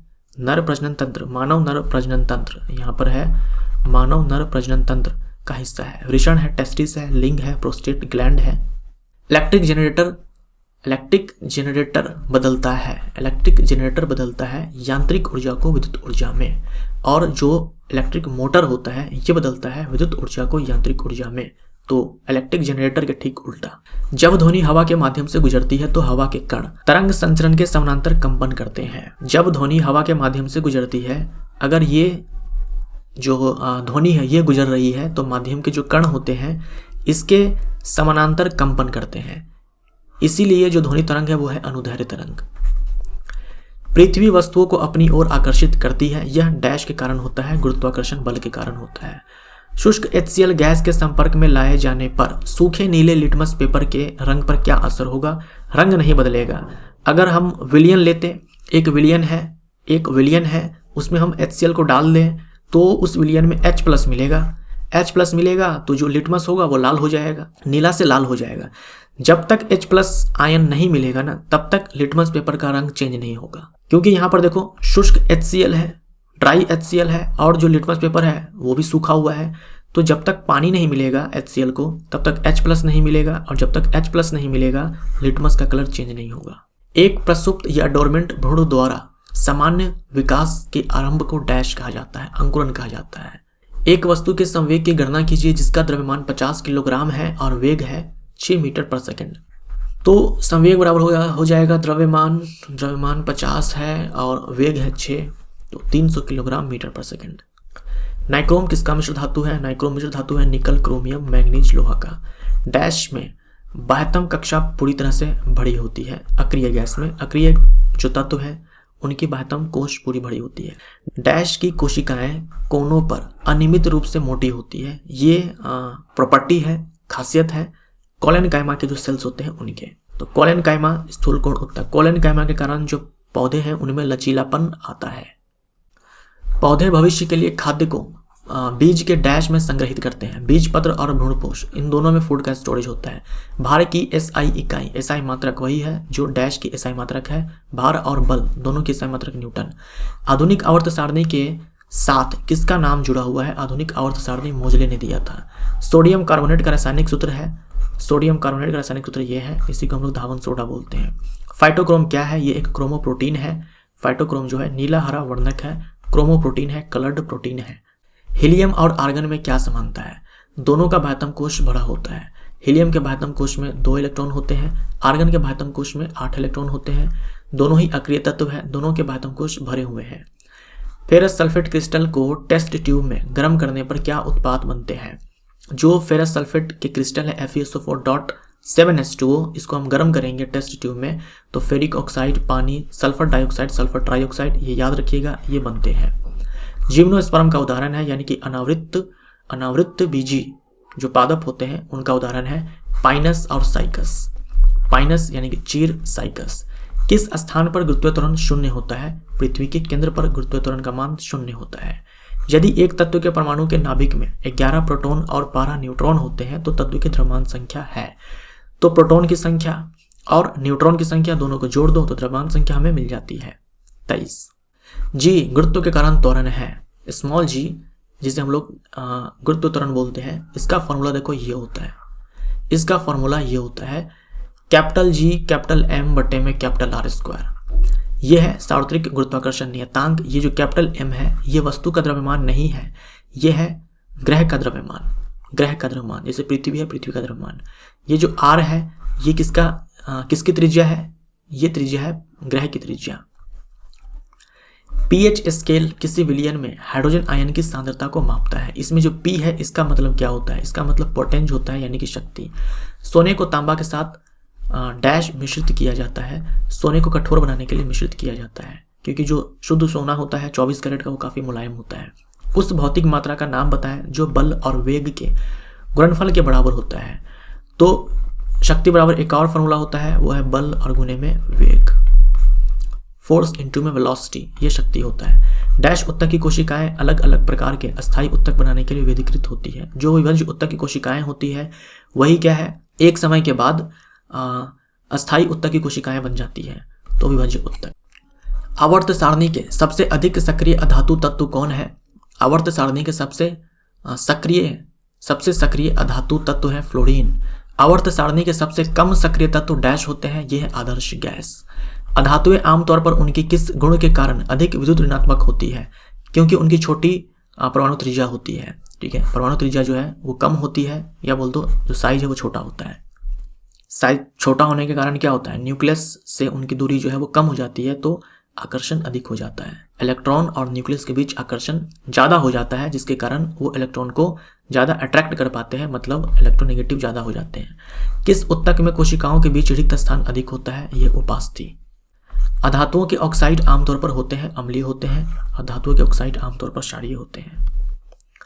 धातुओं के ऑक्साइड आमतौर पर क्षारीय होते हैं। बल की परिभाषा न्यूटन के गति के किस नियम से मिलता है? प्रथम नियम से मिलता है, और बल का परिमाण देता है द्वितीय नियम। बल बराबर द्रव्यमान गुणे में त्वरण, यही है द्वितीय नियम। न्यूटन के गति का कौन सा नियम बल के गुण को दर्शाता है? यह तृतीय नियम।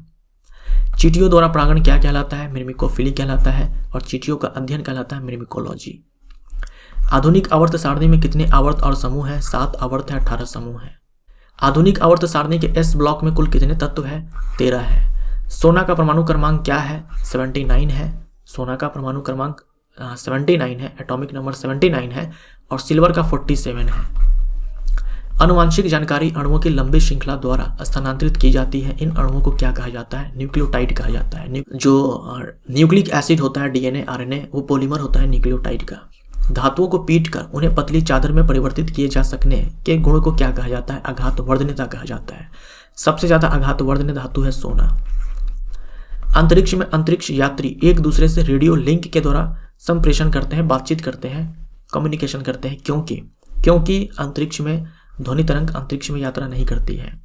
क्योंकि अंतरिक्ष में ध्वनि तरंग यात्रा नहीं करती है, क्योंकि ध्वनि तरंग को चलने के लिए माध्यम चाहिए जो कि नहीं है अंतरिक्ष में। अंडाशय से अंडे के निकलने की प्रक्रिया को डैश कहते हैं, अंडोत्सर्ग बोलते हैं। दाब गुने में क्षेत्रफल प्रणोद होता है। डैश उत्तक त्वचा के नीचे, वृक्क के चारों ओर और आंतरिक अंगों के बीच पाए जाते हैं। वसा उत्तक एडिपोज टिश्यू जो वसा को स्टोर करता है। विलयन के पीएच में क्या परिवर्तन होगा यदि इसकी हाइड्रोजन आयन सांद्रता बढ़ जाती है? H+ आयन की सांद्रता बढ़ रही है, मतलब कि पीएच जो है ये कम हो रहा है, तो पीएच कम जाएगा। द्रव्यमान बट्टे में वॉल्यूम, द्रव्यमान बट्टे में आयतन घनत्व होता है। डैश वह मुक्त ऊर्जा है जब एक इलेक्ट्रॉन अपने उदासीन गैसीय परमाणु में जोड़ा जाता है।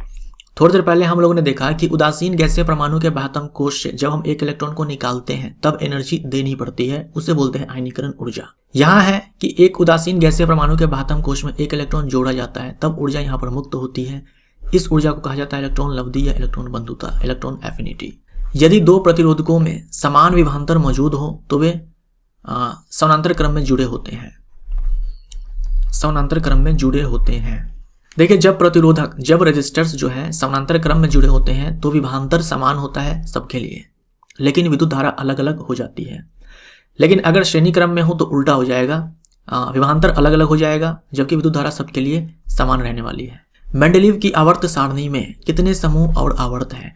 देखो, समूह में तो कोई दिक्कत नहीं है, 8 समूह है, लेकिन आवर्त को लेकर के कहीं पर 7 दे रखा है तो कहीं पर 6 दे रखा है। एनसीईआरटी में जो मेंडलीव का पीरियोडिक टेबल बना हुआ है उसमें 6 ही आवर्त है और 8 समूह है, तो कहीं पर 6 आवर्त है, कहीं पर 7 आवर्त है, लेकिन समूह सारे में 8 दे रखे हैं। तो अब देखना एग्जाम में जब पूछा जाएगा ये सवाल तो वहां पर आवर्त 6 दे रखा है, यानी टोटल 6 आवर्त है या टोटल 7 आवर्त है, जो होगा वही आप टिक मारेंगे। और अगर दोनों विकल्प में है टोटल 6 आवर्त टोटल 7 आवर्त, तो अब ये डिपेंड करता है कि बोर्ड वाले किसको सही आंसर मानते हैं, 6 आवर्त को या फिर 7 आवर्त को। एक वस्तु को ऊपर की ओर फेंका जाता है, यह 100 मीटर ऊंचाई तक जाती है और फिर फेंकने वाले के पास वापस आ जाती है। वस्तु का विस्थापन क्या होगा? जहां से फेंका था वहीं पर वापस आ गया तो विस्थापन 0 है।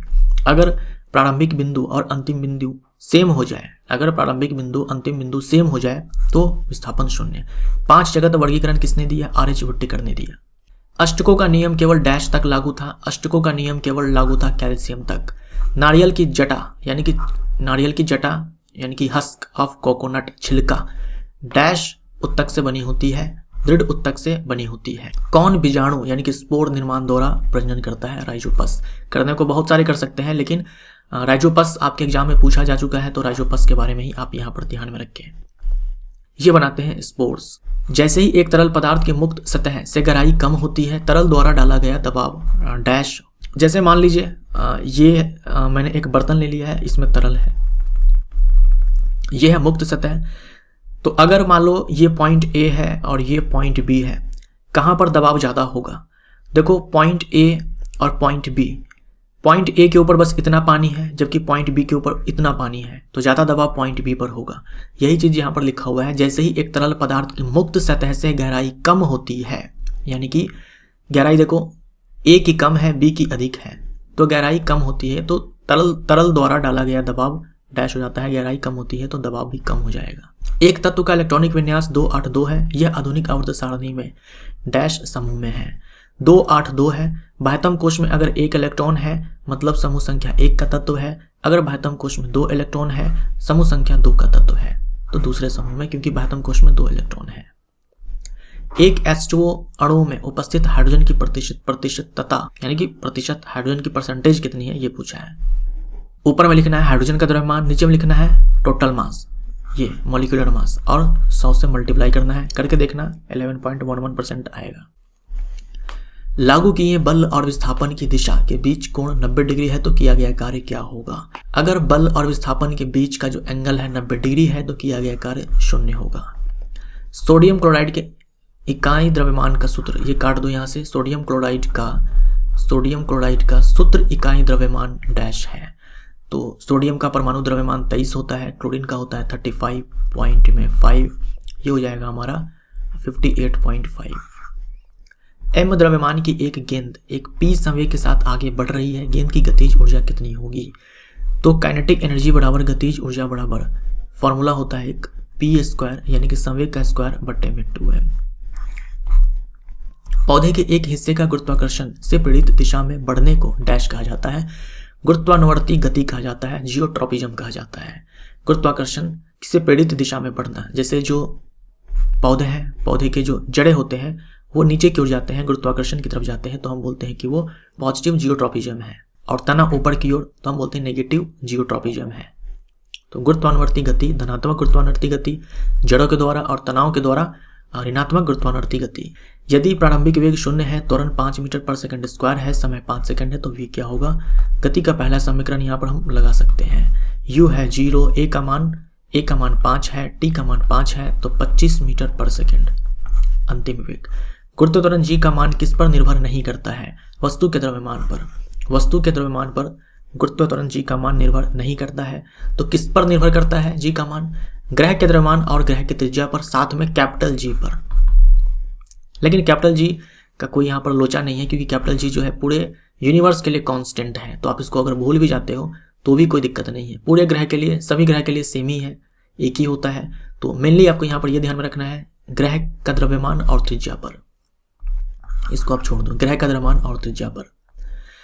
यदि कोई चिकित्सक 1 मिनट में 80 धड़कनें गिनता है तो धड़कनों की आवृत्ति डैश है। 1 मिनट में 80 है, यानी कि 60 सेकंड में 80 है। 1 सेकंड में आपको निकालना है 80 बट्टे में 60, तो 1.33 हर्ट्ज हो जाएगा।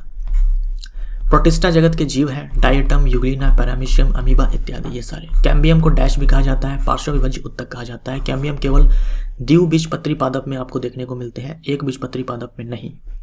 ध्वनि डैश के कारण उत्पन्न होती है? वस्तु के कंपन के कारण। वस्तु के कंपन के कारण, वाइब्रेशन के कारण ही ध्वनि प्रोड्यूस होती है। किसी समूह में नीचे जाने पर निम्न में से क्या नहीं बढ़ता? किसी समूह में नीचे जाने पर नहीं बढ़ेगा संयोजकता। एक समूह में जितने भी तत्व होते हैं सबकी संयोजकता समान ही होती है, या फिर बोल दो संयोजी इलेक्ट्रॉन समान होते हैं। पौधे जिनका शरीर जड़, तना और पत्तियों में विभेदित नहीं होता, थैलोफाइट्स और ब्रायोफाइट्स। पौधे जिनका शरीर जड़, तना, पत्तियों में विभेदित नहीं होता, यानी कि वास्तविक जड़, वास्तविक तना, वास्तविक पत्ती, ये सारे जो होते हैं अनुपस्थित होते हैं, तो थैलोफाइट्स एंड ब्रायोफाइट्स। ऑडोमीटर गति है, एमीटर विद्युत धारा। देखो यहाँ पर गति नहीं, दूरी लिखना पड़ेगा, ठीक है, क्योंकि ओडोमीटर जो है ये दूरी मापता है, एमीटर विद्युत धारा मापता है। यहाँ पर गति नहीं, दूरी होगा। यदि अवतल दर्पण के ध्रुव और फोकस के बीच कोई वस्तु रखी गई है, ध्रुव और फोकस के बीच कोई वस्तु रखी गई है, तो निर्मित प्रतिबिंब का प्रकार क्या होगा? आभासी होगा, सीधा होगा, वस्तु के आकार से बड़ा होगा और दर्पण के पीछे होगा। अवतल दर्पण में अगर हम वस्तु को फोकस और ध्रुव के बीच रखते हैं, अवतल दर्पण में, ये अवतल दर्पण है, ये है फोकस, ये है ध्रुव। अगर हम वस्तु को यहाँ पर रखते हैं तो प्रतिबिंब बनता है दर्पण के पीछे। दर्पण के पीछे जब भी बनेगा तो आभासी होगा, सीधा होगा, और ये वस्तु के आकार से बड़ा होता है। लेड नाइट्रेट तापीय अपघटन के परिणाम स्वरूप निर्मित उत्पाद क्या है? लेड नाइट्रेट को जब हम गर्म करेंगे तो lead oxide, oxygen, nitrogen dioxide ये सारे बनते हैं। 1 पास्कल होता है 1 न्यूटन पर मीटर स्क्वायर। हीमोफीलिया क्या है? यह एक आनुवांशिक बीमारी है जिसमें रक्त का थक्का बनने वाले जीन अनुपस्थित होते हैं। ये एक आनुवांशिक बीमारी है, रक्त का थक्का बनाने वाले जो जीन होते हैं ये अनुपस्थित होते हैं। मीथेन और इथेन के कुल कितने समावयव है? मीथेन, इथेन, इन सब के पास कोई समावयव नहीं है, कोई आइसोमर नहीं है।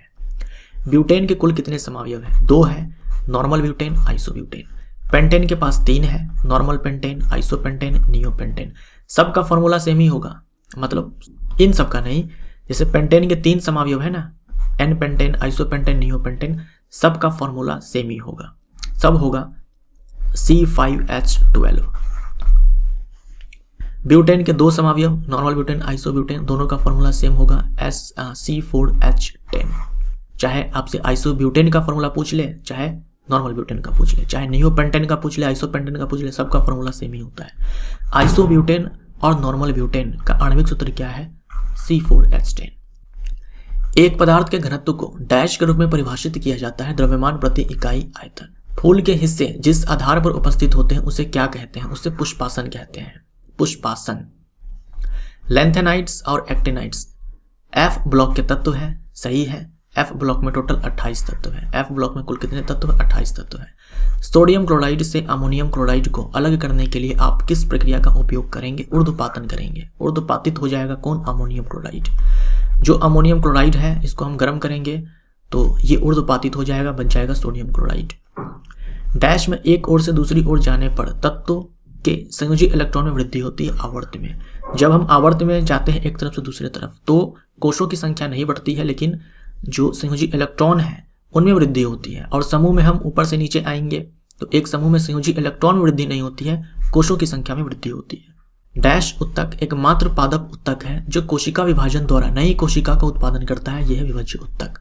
विद्युत वाहक बल इलेक्ट्रोमोटिव फोर्स का मान डैश के बराबर होता है ऊर्जा बटे में आवेश के बराबर होता है। विभवांतर की एसआई इकाई है वोल्ट।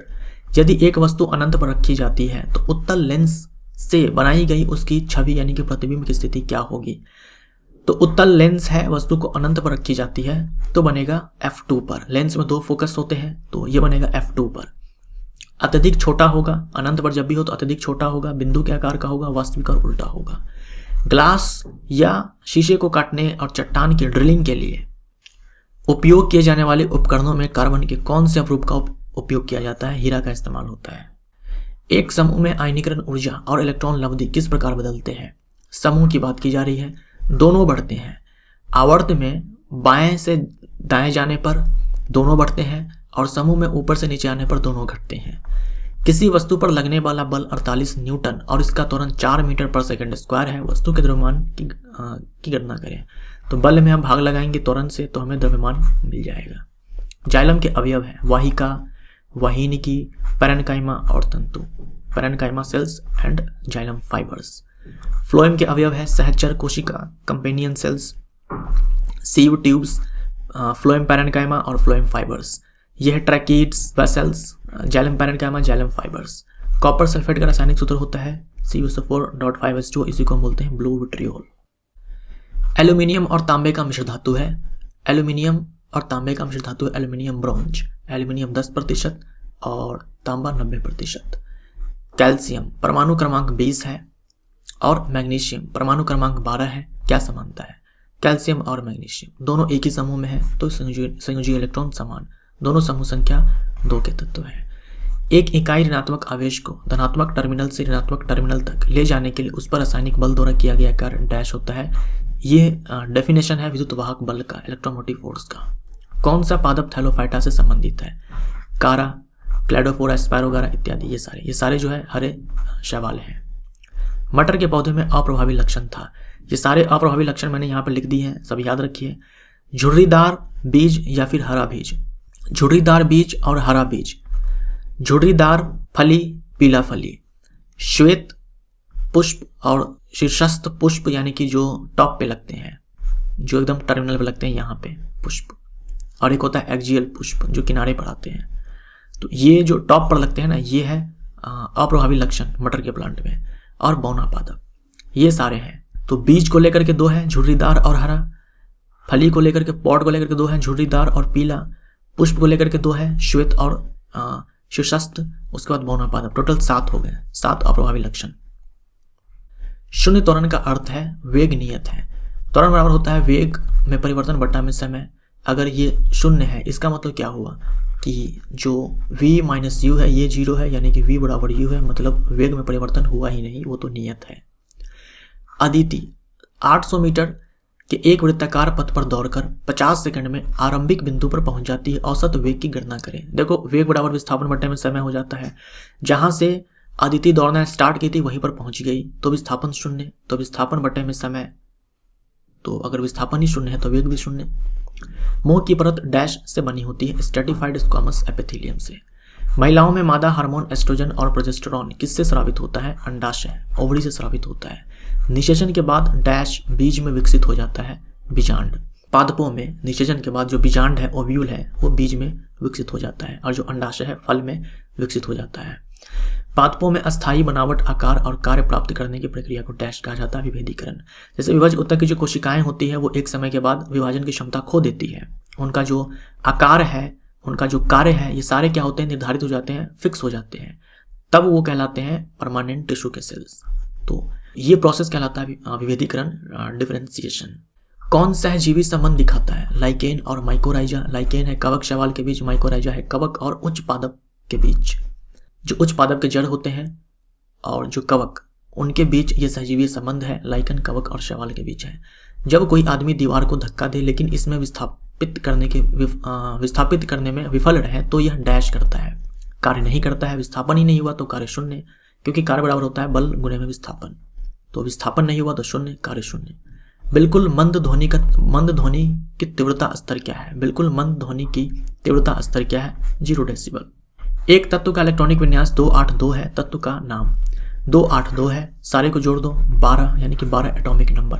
12 इलेक्ट्रॉन है मतलब 12 प्रोटॉन है, 12 प्रोटॉन यानी कि 12 एटॉमिक नंबर, तो मैग्नीशियम। बिजली का झटका किसका संयुक्त प्रभाव है? विभवांतर और विद्युत धारा का। लिटमस विलियन एक बैंगनी डाई है जिसे डैश से निकाला जाता है, लाइकेन से निकाला जाता है। ये थैलोफाइटा समूह के अंदर आएगा। ये चीज आप ध्यान में रखना, एनसीईआरटी में लिखा हुआ है। कार्बन का कौन सा समस्थानिक रेडियोधर्मी होता है और रेडियो कार्बन डेटिंग के लिए उपयोग किया जाता है? यह है कार्बन 14। एक समूह में संयोजी इलेक्ट्रॉन की संख्या डैश, एक समूह में संयोजी इलेक्ट्रॉन की संख्या समान रहती है। विस्थापन होगा यहाँ पे। विस्थापन ज्ञात करने के लिए हमें प्रारंभिक स्थिति से अंतिम स्थिति तक एक डैश बनाना होगा। जैसे मान लीजिए ये पॉइंट ए है, ये पॉइंट ए है। यहाँ से आप चलना स्टार्ट करते हैं, आप ऐसे जाते हो, फिर ऐसे जाते हो और यहाँ पर रुक जाते हो। अब मैं आपसे बोलूँ कि दूरी कितनी है, मान लो ये 3 मीटर है और मान लो ये 4 मीटर है। मैं आपसे पूछूं कि दूरी आपने कितनी चली, आप बोलोगे 3 मीटर प्लस 4 मीटर बराबर 5 मीटर। लेकिन मैं आपसे बोलूँ विस्थापन कितना हुआ, तब आप 3 मीटर प्लस 4 मीटर 5 मीटर बोलोगे तो आंसर गलत हो जाएगा। इसके लिए हम क्या करेंगे, ये प्रारंभिक स्थिति है, ये प्रारंभिक स्थिति है, बी अंतिम स्थिति है, इनके बीच हमें एक सीधी रेखा बनानी होगी। अब ये जो दूरी है ना, इसी को हम विस्थापन बोलेंगे। Shortest distance between initial and final point, इसी को हम बोलते हैं डिस्प्लेसमेंट।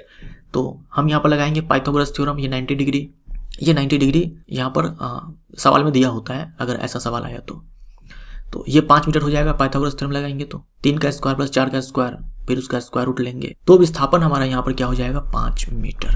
तो यही चीज यहाँ पर कहा गया है। आधुनिक आवर्त सारणी में इलेक्ट्रॉनिक विन्यास 281 वाले तत्व को कहाँ रखा जाता है? बातम कोश में 1 इलेक्ट्रॉन है तो समूह 1 में रखा जाएगा। कौन सा तत्व है? सोडियम है, 281 सोडियम।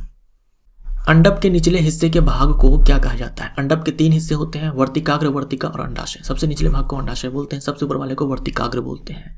शक्ति की एसआई मात्रक वाट है तो आयतन की एसआई मात्रक घन मीटर है।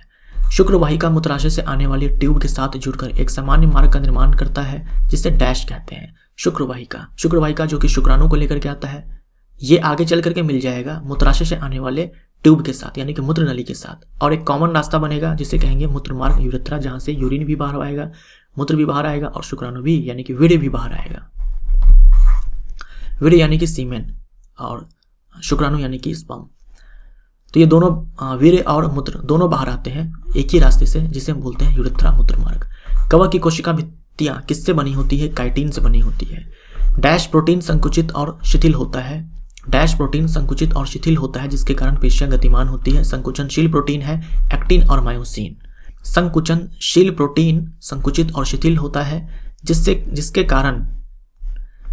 कारण पेशियां गतिमान होती है। तो एक्टिन और मायोसिन, ये आप ध्यान रखना, यह है संकुचनशील प्रोटीन। ओम के नियम की सीमाएं हैं। ओम के नियम लागू नहीं होते हैं गैसीय चालक और अर्धचालक के केस में।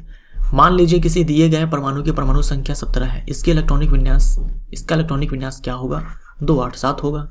कौन सा तत्व है? क्लोरीन। वेल्डिंग के लिए इथाइन, जिसे हम लोग एसिटिलीन भी बोलते हैं, और डैश का मिश्रण का उपयोग किया जाता है। ऑक्सीजन और एसिटिलीन के मिश्रण का इस्तेमाल होता है। मोनोरा जगत के जीव है, बैक्टीरिया, साइनोबैक्टीरिया, माइकोप्लाज्मा, ये सारे। एक समान वेग से चलती किसी वस्तु का त्वरण, एक समान वेग अगर एक समान हो तो त्वरण उत्पन्न नहीं होगा। वेग में परिवर्तन होना चाहिए तभी त्वरण उत्पन्न होगा। कौन सी धातु ऊष्मा और विद्युत के सर्वश्रेष्ठ चालक है? यह है चांदी। साबुन का सामान्य सूत्र क्या होता है? साबुन होता है लॉन्ग चैन कार्बोक्सिलिक एसिड का सोडियम या पोटेशियम सॉल्ट। ये हो जाएगा RCOONA, या फिर ये थोड़ी देर पहले मैंने आपसे चर्चा किया इस पे। किन भौतिक मात्राओं की इकाई एक समान है? कार्य और ऊर्जा की एक समान है, भार और बल की एक समान है, कौन सी बीमारी यौन संपर्क के माध्यम से संचारित होती है, ट्रांसमिट होती है? कई सारी बीमारियां हैं, एड्स है, हर्पीज है, जेनाइटल वार्ट्स है, हेपेटाइटिस बी है। अनावृत या नग्न बीज डैश में निर्मित होते हैं, अनावृत बीजी पादप में, जिम्नोस्पर्म में। डैश की कोशिकाएं मृत होती है, दृढ़ उत्तक की जो कोशिकाएं होती है वो मृत होती है, और जो स्थूल कोण उत्तक है या फिर मृदु उत्तक है, पैरेन्काइमा, कोलेनकाइमा, इनकी जो कोशिकाएं होती है वो जीवित होती है। द्रव्यमान संख्या 70 के साथ डाई पॉजिटिव जिंक आयन में न्यूट्रॉन की कुल संख्या डैश होती है। आपके पास जिंक है जिस पर 2+ चार्ज है, इसी को बोलते हैं डाई पॉजिटिव जिंक आयन। द्रव्यमान संख्या दे रखा है कि 70 है। अब देखो +2 है, इसके ऊपर इससे कोई फर्क नहीं पड़ता है, इलेक्ट्रॉन बाहर गया है, लेकिन जो परमाणु संख्या है, जो नंबर ऑफ प्रोटॉन्स होंगे वो तो 30 ही होंगे, जो जिंक का एटॉमिक नंबर है। हम माइनस कर देंगे तो न्यूट्रॉन की संख्या हमें मिल जाएगी, तो 40। प्रोस्टेट ग्रंथि डैश के नीचे स्थित है। प्रोस्टेट ग्रंथि जो है मूत्राशय के नीचे लिंग के ऊपर, यानी मूत्राशय और लिंग के बीच में स्थित होती है। अवतल दर्पण में वक्रता केंद्र पर वास्तविक और उल्टा प्रतिबिंब प्राप्त करने के लिए वस्तु कहाँ रखी जानी चाहिए? वक्रता केंद्र पर। जब अवतल दर्पण में हम लोग वस्तु को वक्रता केंद्र पर रखते हैं तो प्रतिबिंब वक्रता केंद्र पर ही बनता है और समान आकार का बनता है, वास्तविक होता है, उल्टा होता है। कौन सी धातु ऑक्सीजन और जल के साथ प्रबल रूप से अभिक्रिया करती है? पोटेशियम और सोडियम। पोटेशियम और सोडियम प्रबल रूप से अभिक्रिया करती है, ऑक्सीजन के कांटेक्ट में आने पर ही इन धातुओं में आग लग जाती है। कौन सा पादप टेरिडोफाइटा से संबंधित है? Marsilea, azolla, सिलेंजिला। मल्टीमीटर से क्या मापा जाता है? मल्टीमीटर से मल्टी चीज़ों को मापा जाता है, विद्युत धारा को मापा जाता है, विभवांतर, प्रतिरोध, इन सब को मल्टीमीटर से मापा जाता है। पृथ्वी की सतह पर एक वस्तु का भार 20 न्यूटन मापा जाता है। चंद्रमा की सतह पर मापने पर इसका भार क्या होगा? तो चंद्रमा पर जाओगे तो भार क्या हो जाएगा? जितना पृथ्वी पर है उसका 1/6 कर दो, तो 20/6 हो जाएगा, 3.33 न्यूटन। शुक्राणुओं को डैश शुक्राणुओं को विषाणु से बाहर ले जाती है शुक्रवाहिका। बेकिंग सोडा का रासायनिक सूत्र होता है सोडियम बाइकार्बोनेट, रासायनिक नाम है यह NaCO3। सोडियम हाइड्रोजन कार्बोनेट भी आप बोल सकते हो। किसी वस्तु का त्वरण इसके डैश में प्रति इकाई समय में हुआ परिवर्तन है। किसी वस्तु का त्वरण इसके वेग में परिवर्तन जो होता है इकाई समय में, उसी को त्वरण बोलते हैं। ओम के नियम के अनुसार डैश एक स्थिरांक है, V/I। V/I एक स्थिरांक है, V/I को हम लोग प्रतिरोध बोलते हैं। तो प्रतिरोध क्या है? एक स्थिरांक है। घरों, उद्योगों इत्यादि में उपयोग की गई विद्युत ऊर्जा को सामान्यतः व्यक्त किया जाता है किलोवाट आवर में, यूनिट में। मोनोएस्ट्रोस जंतु में होता है 1 वर्ष में केवल 1 बार प्रजनन। यदि X का pH मान 9 है, Z का 6 है, A का 13 है, कौन सा सबसे मजबूत क्षार है? जिसका pH सबसे ज्यादा है वो सबसे ज्यादा मजबूत क्षार है, 13। तो A का pH सबसे ज्यादा है तो A हो जाएगा। प्रजातियों की संख्या को बनाए रखने और उनकी विलुप्तता को रोकने के लिए क्या आवश्यक है? बच्चे पैदा करना आवश्यक है, यानी कि प्रजनन। आप उस जीव को किस जगत में रखेंगे जो एक कोशिकीय, यूकैरियोटिक हो, सुकेंद्री यानी कि उसमें केंद्रक हो, प्रकाश संश्लेषक हो? तो प्रोटिस्टा, क्योंकि जो किंगडम मोनेडा है वो एक कोशिकीय तो है बट वो प्रोकैरियोटिक है। यहाँ बोला है कि यूकैरियोटिक होने चाहिए, तो प्रोटिस्टा हो जाएगा। फोटोसिंथेसिस प्रोटिस्टा जगत के मेंबर करते हैं, क्योंकि इनमें शैवाल भी आते हैं, प्रोटिस्टा में शैवाल भी आते हैं जो फोटोसिंथेसिस करते हैं। डैश के जमाव के कारण दृढ़ उत्तक की कोशिका भित्तियां मोटी हो जाती है। कोशिका भित्ति मोटी हो जाती है लिग्निन के जमाव के कारण। कोशिका भित्ति मोटी हो जाती है, कोशिका मर जाती है लिग्निन के जमाव के कारण। जी की एसआई मात्रक, जी की एसआई इकाई वही है जो डैश की एक एसआई इकाई है त्वरण की। गुरुत्व त्वरण की एसआई इकाई, त्वरण की एसआई इकाई एक ही है। तत्व का इलेक्ट्रॉनिक विन्यास 283 है। तत्व का नाम क्या है? तत्व का नाम है एल्यूमिनियम। अब देखो, अगर बाह्यतम कोश में 3 इलेक्ट्रॉन हो तो हम इसमें 10 जोड़ देते हैं, 3 + 10 ये हो जाएगा 13। तो एल्यूमिनियम है समूह संख्या 13 का तत्व। किसी वस्तु पर किया गया कार्य निर्भर करता है। कार्य बराबर होता है बल गुने में विस्थापन, और cos थीटा भी होता है। एक्चुअल में फॉर्मूला जो होता है वो ये होता है F/S cos थीटा, यानी कि F इंटू में S इंटू में cos थीटा, ये फॉर्मूला होता है एक्चुअल में, है ना। तो बल पर, विस्थापन पर और दोनों के बीच जो एंगल है उस पर।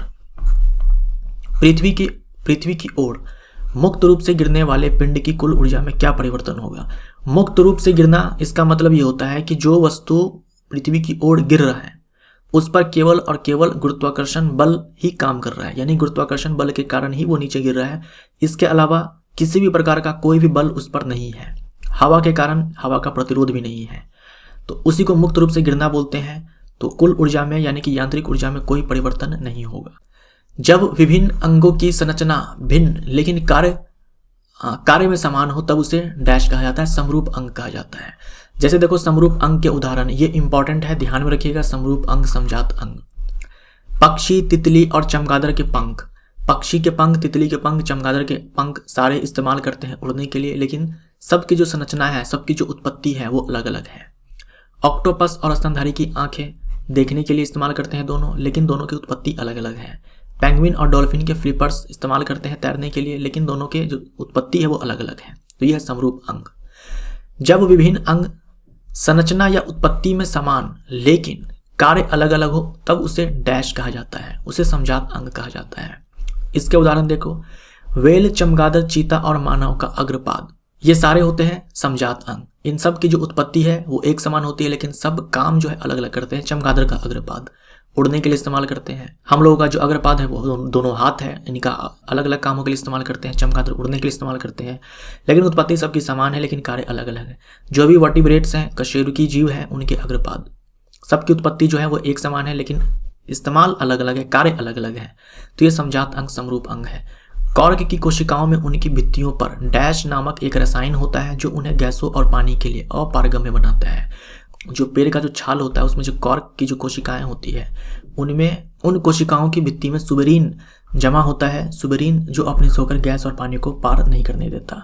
10 न्यूटन का एक बल लगने पर एक वस्तु 5 मीटर तक विस्थापित हो जाती है, किया गया कार्य होगा। तो कार्य बराबर बल गुने में विस्थापन 10 और गुने में 5, 50 जूल।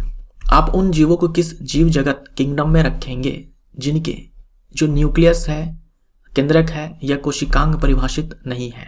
मतलब केंद्रक या कोशिकांग परिभाषित नहीं है, वो है किंगडम मोनेडा, प्रोकैरियोटिक सेल्स। सोडियम का लैटिन नाम क्या है? सोडियम का जो सिंबल है Na, ये लिया गया लैटिन नाम नाइट्रियम से। पोटेशियम का लैटिन नाम कैलियम है, यहाँ से सिंबल लिया गया पोटेशियम का K। कीटो द्वारा परागण कहलाता है एंटमोफिली, कीटो का अध्ययन कहलाता है एंटमोलॉजी। PO4 3-, ये फॉस्फेट आयन है। परमाणुओं की संख्या कितनी है? 5 है, 4 ऑक्सीजन 1 फास्फोरस। किसी तत्व का इलेक्ट्रॉनिक विन्यास 2 8 8 2 है। तत्व का नाम बताइए। तो कौन सा तत्व हो जाएगा? 2 8 10 8 18 और 2 20। 20 इलेक्ट्रॉन यानी कि 20 प्रोटॉन, 20 एटॉमिक नंबर। कैल्शियम, बातम कोश में 2 इलेक्ट्रॉन हो तो समूह संख्या 2 का तत्व होगा। कैल्शियम समूह संख्या 2 का तत्व है। ध्वनि तरंग की आवृत्ति की SI इकाई क्या है? हर्ट्ज है। सिल्वर पर डैश की कोटिंग संक्षारण का एक उदाहरण है सल्फाइड की कली। सल्फाइड की कली नहीं, सल्फाइड की काली, ठीक है, सल्फाइड की काली। सल्फाइड, सिल्वर पर सल्फाइड की, हवा में जो सल्फर है उसके कारण सिल्वर के ऊपर सल्फाइड की काली कोटिंग चढ़ जाती है, परत चढ़ जाती है। ये संक्षारण का उदाहरण है।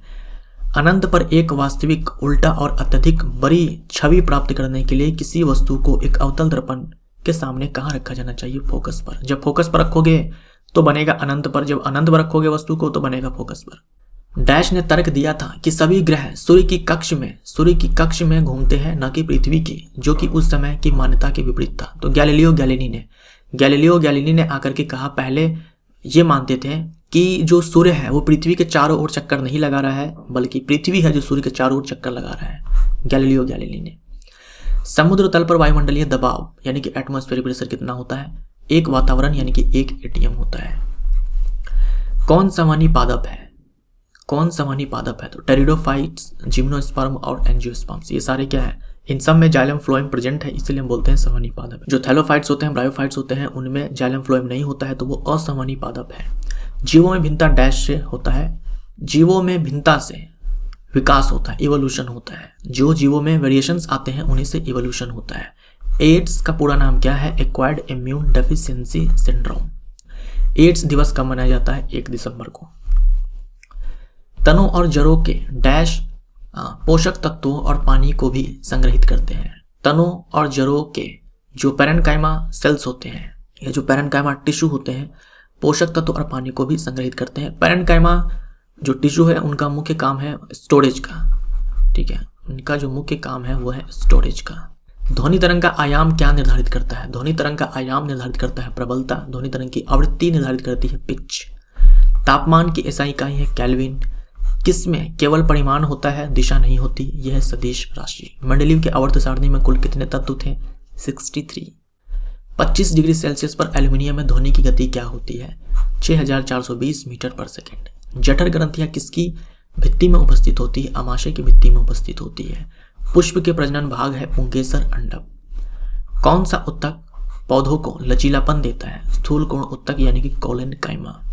जल का आणविक द्रव्यमान क्या है? जल का जो मॉलिक्यूलर मास है वो है 18 और भारी जल का यानी कि D2O का जो मॉलिक्यूलर मास है वो है 20। आधुनिक आवर्त सारणी में प्राकृतिक रूप से मिलने वाली कितनी अक्रिय गैस है? ये है 6 है helium, neon, argon, krypton, xenon, radon. आणविक विज्ञान में मॉलिक्यूलर बायोलॉजी में ऊर्जा को अक्सर डैश वोल्ट की इकाइयों में व्यक्त किया जाता है, इलेक्ट्रॉन वोल्ट इकाइयों में। एक इलेक्ट्रॉन वोल्ट बराबर होता है 1.6 into 10 to the power -19 joule. द्रव्यमान गुने में त्वरण बल होता है। लेंस सूत्र क्या है? लेंस सूत्र यह होता है, ये याद रखिए, यह है वस्तु की दूरी, यह है यह है प्रतिबिंब की दूरी, यह है वस्तु की दूरी और यह है फोकस दूरी। और यहां पर बीच में अगर प्लस कर दो तो यह है दर्पण सूत्र। डैश में मांसपेशियों के लयबद्ध संकुचन के परिणाम स्वरूप बच्चा पैदा होता है, गर्भाशय में संकुचन के कारण। जीवन की उत्पत्ति के समय कौन सी गैस वायुमंडल में उपस्थित थी? Methane, ammonia, carbon dioxide, hydrogen sulphide और जलवाष्प। याद यहां पर आपको यह रखना है कि ऑक्सीजन गैस उपस्थित नहीं थी। ठीक है, जीवन की उत्पत्ति के समय ऑक्सीजन गैस उपस्थित नहीं थी। सवाल ऐसे आता है कि कौन सी गैस उपस्थित नहीं थी, तो देखना विकल्प में एक ऑक्सीजन होगा, डेफिनेटली ऑक्सीजन होगा, वही हमारा आंसर होगा, ये उपस्थित नहीं थी। अमोनियम सल्फेट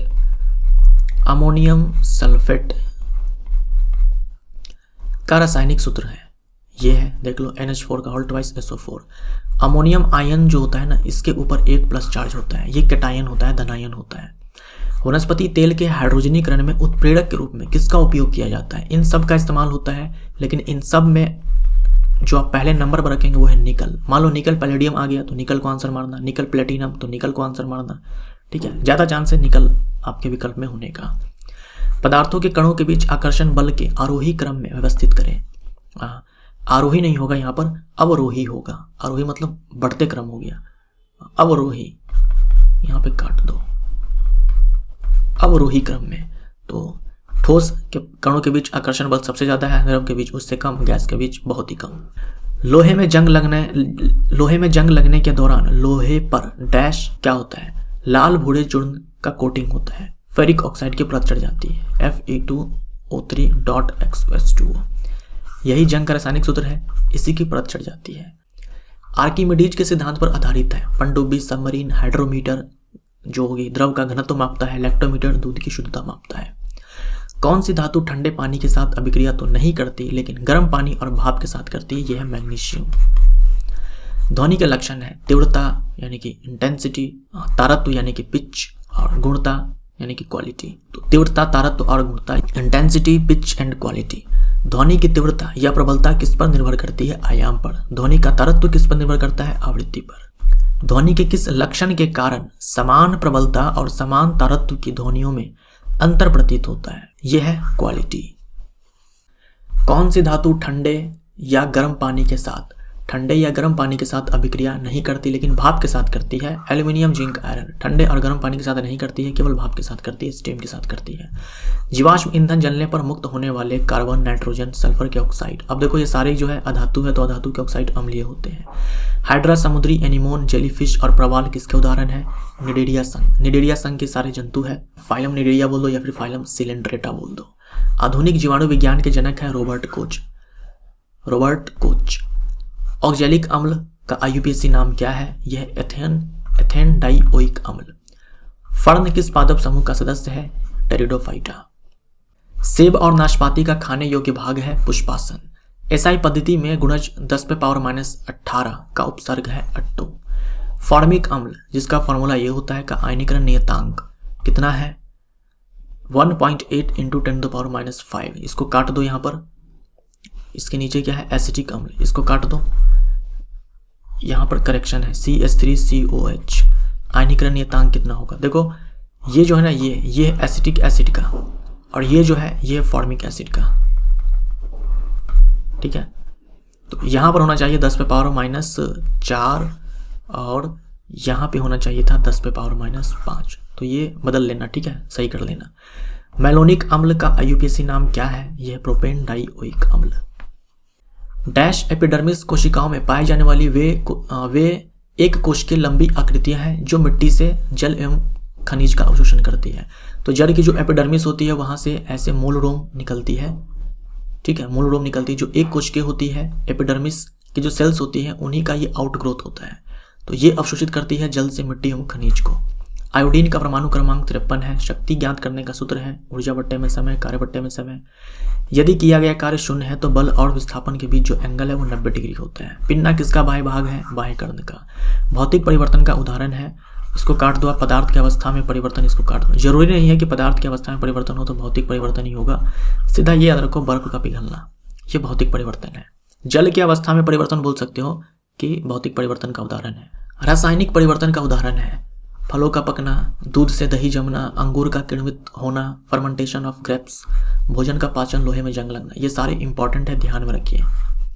मोमबत्ती का जलना उदाहरण है, भौतिक और रासायनिक परिवर्तन दोनों का उदाहरण है।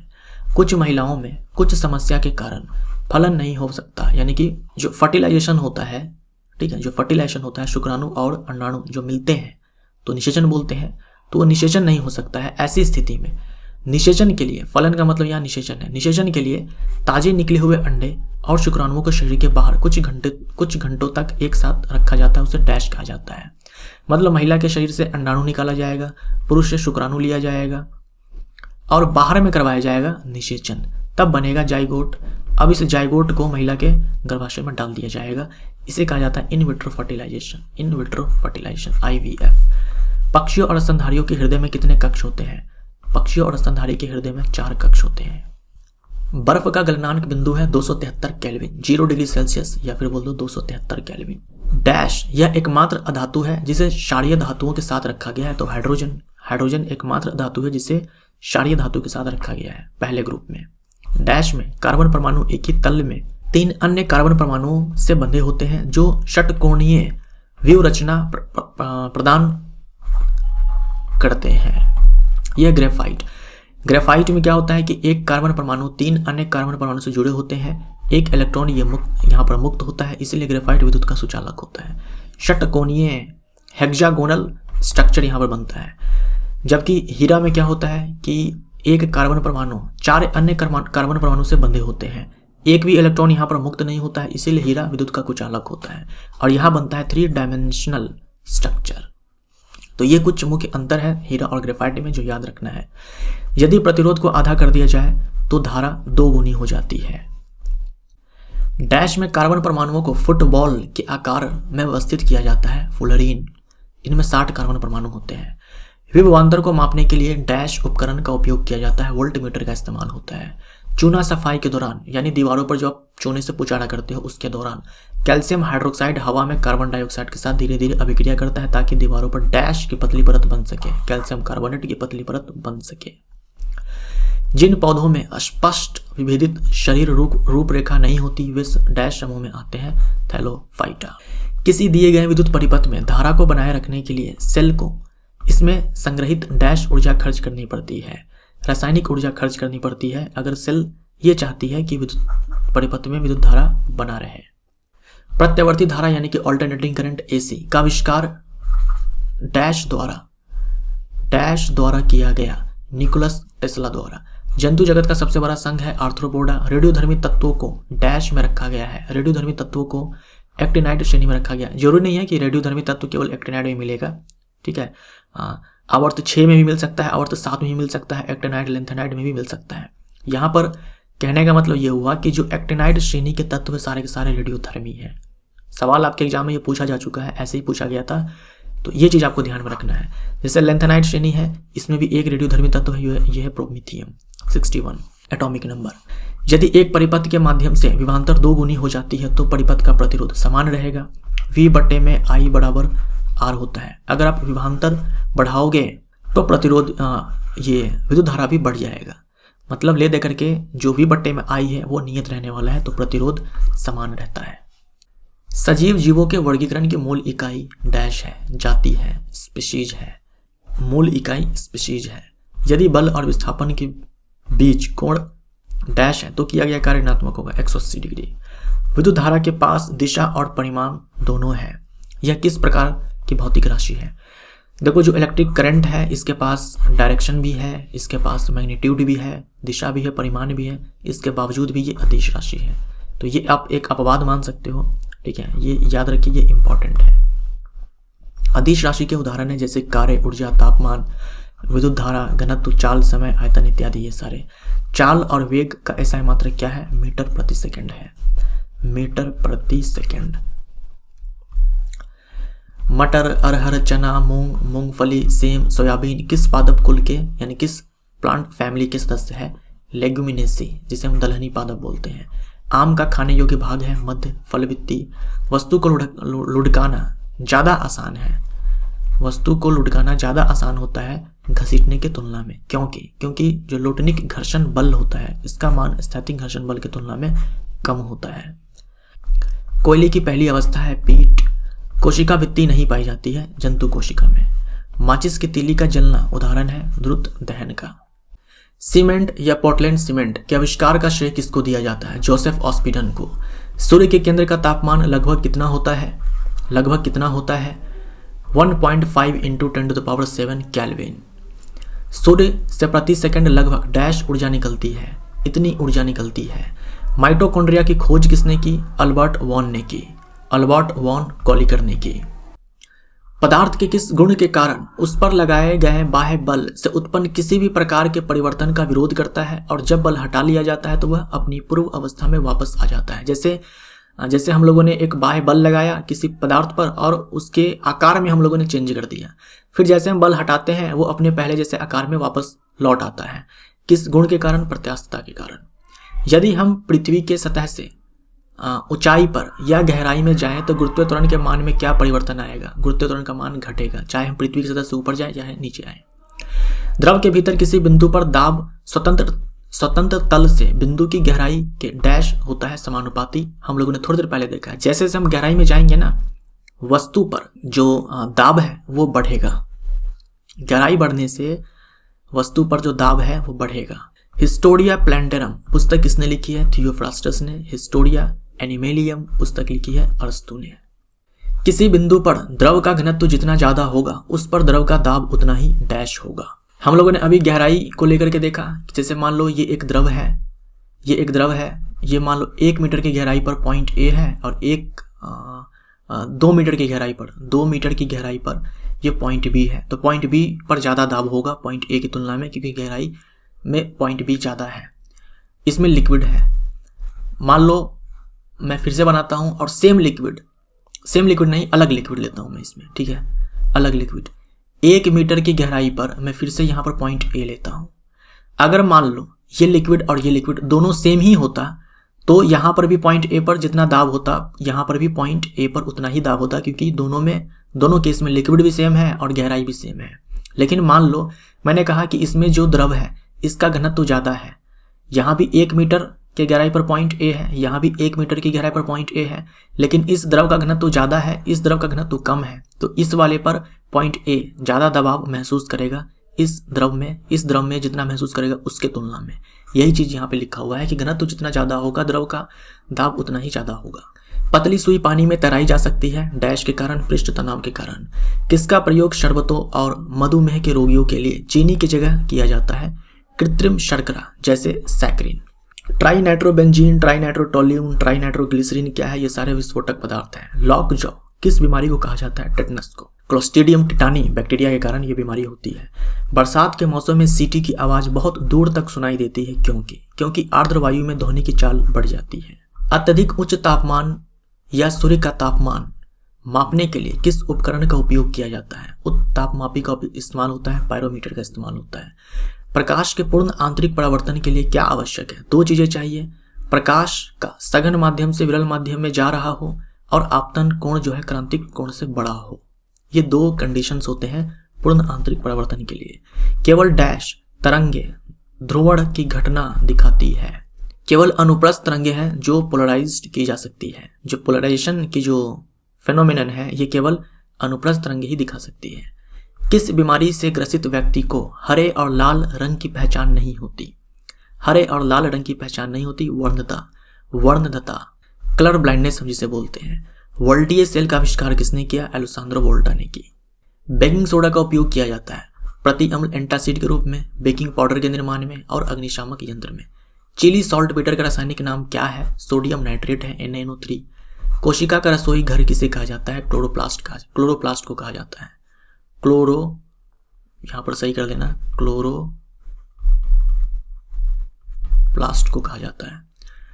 किसका उपयोग जल की अस्थायी कठोरता को दूर करने में किया जाता है? कैलगोन, सुहागा, धावन सोडा, इन सब का। मोनाजाइट किसका अयस्क है? थोडियम का है। यांत्रिक तरंगों के संचरण के लिए माध्यम के पास कौन से गुण होने चाहिए? यांत्रिक तरंग को चलने के लिए माध्यम चाहिए, माध्यम के पास गुण होने चाहिए प्रत्यास्थता और जड़त्व की।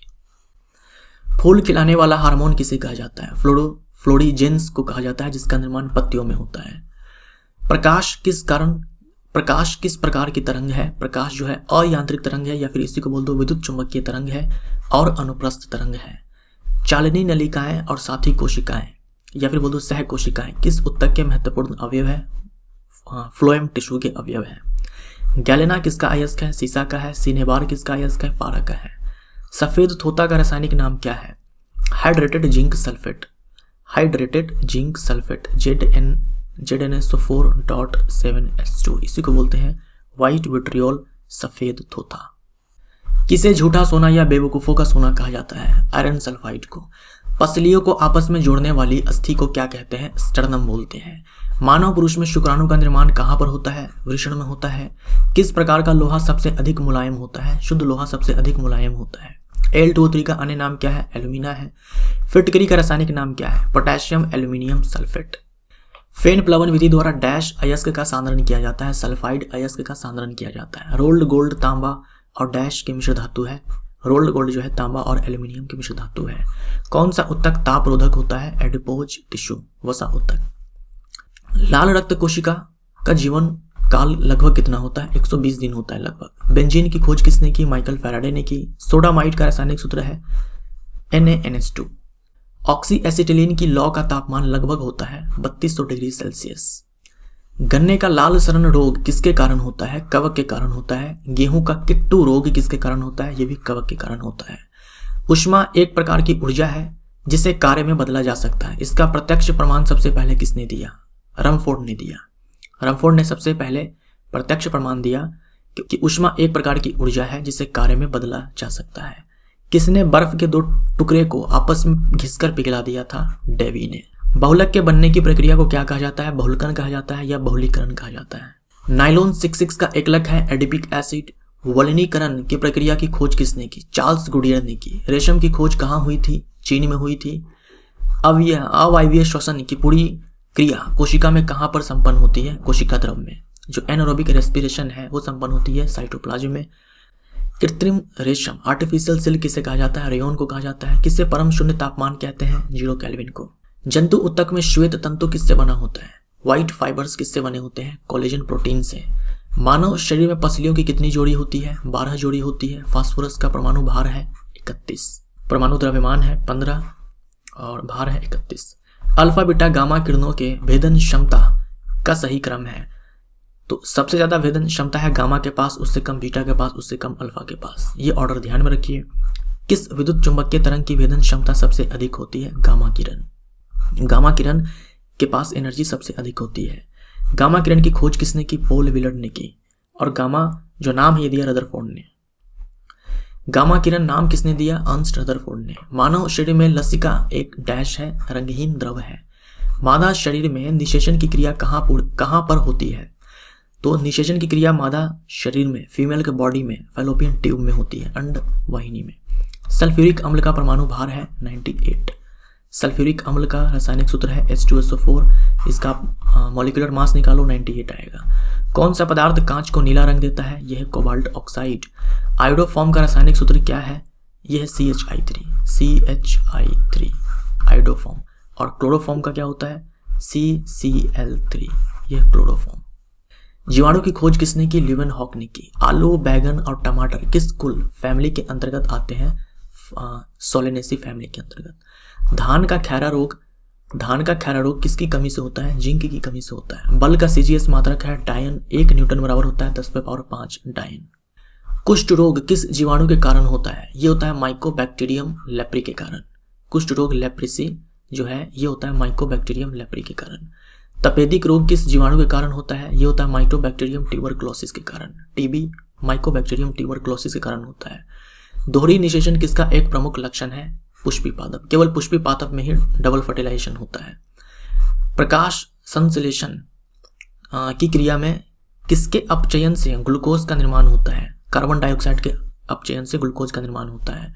औसत चाल और औसत वेग वस्तु की गति दर्शाता है दिए गए अंतराल के दौरान। औसत चाल या औसत वेग, औसत चाल दूरी बट्टा समय, औसत वेग विस्थापन बट्टा समय। किस प्रकार का प्रजनन अधिक विविधता ला सकता है? वो है लैंगिक प्रजनन। एक लेंस के डैश से होकर गुजरने वाली प्रकाश की किरणें बिना किसी विचलन के निकल जाएगी। तो जो लेंस के पास जो प्रकाशिक केंद्र है, अगर हम यहाँ से प्रकाश की किरण गुजारें तो इनमें कोई विचलन नहीं होता, इनका अपवर्तन नहीं होता। फास्फोरस की परमाणुकता है 4 और सल्फर की 8। 90 ग्राम पानी में मौजूद मोल की संख्या है, तो 90 ग्राम पानी का मोलर मास कितना होता है? पानी का मोलर मास होता है 18 ग्राम। तो इसमें भाग लगाओगे 18 ग्राम से तो 5 आएगा, 5 मोल। डैश सबसे सरल अल्कोहल है, यह मिथेनॉल, इसी को बोलते हैं मिथाइल अल्कोहल। मिथेनॉल IUPAC नाम है, मिथाइल अल्कोहल सामान्य नाम। गुरुत्वाकर्षण की वजह से उत्पन्न होने वाले त्वरण का मान डैश पर निर्भर नहीं होता, वस्तु के द्रव्यमान। गुरुत्वात्वरण का फॉर्मूला आपने देखा ना, G कैपिटल M बट्टे में कैपिटल R स्क्वायर। यह है सार्वत्रिक गुरुत्वाकर्षण नियतांक जो कि पूरे यूनिवर्स के लिए कांस्टेंट है। यह है ग्रह का द्रव्यमान, यह है ग्रह की त्रिज्या। वस्तु के द्रव्यमान पर निर्भर नहीं करता, वस्तु की त्रिज्या पर निर्भर नहीं करता गुरुत्वात्वरण का मान।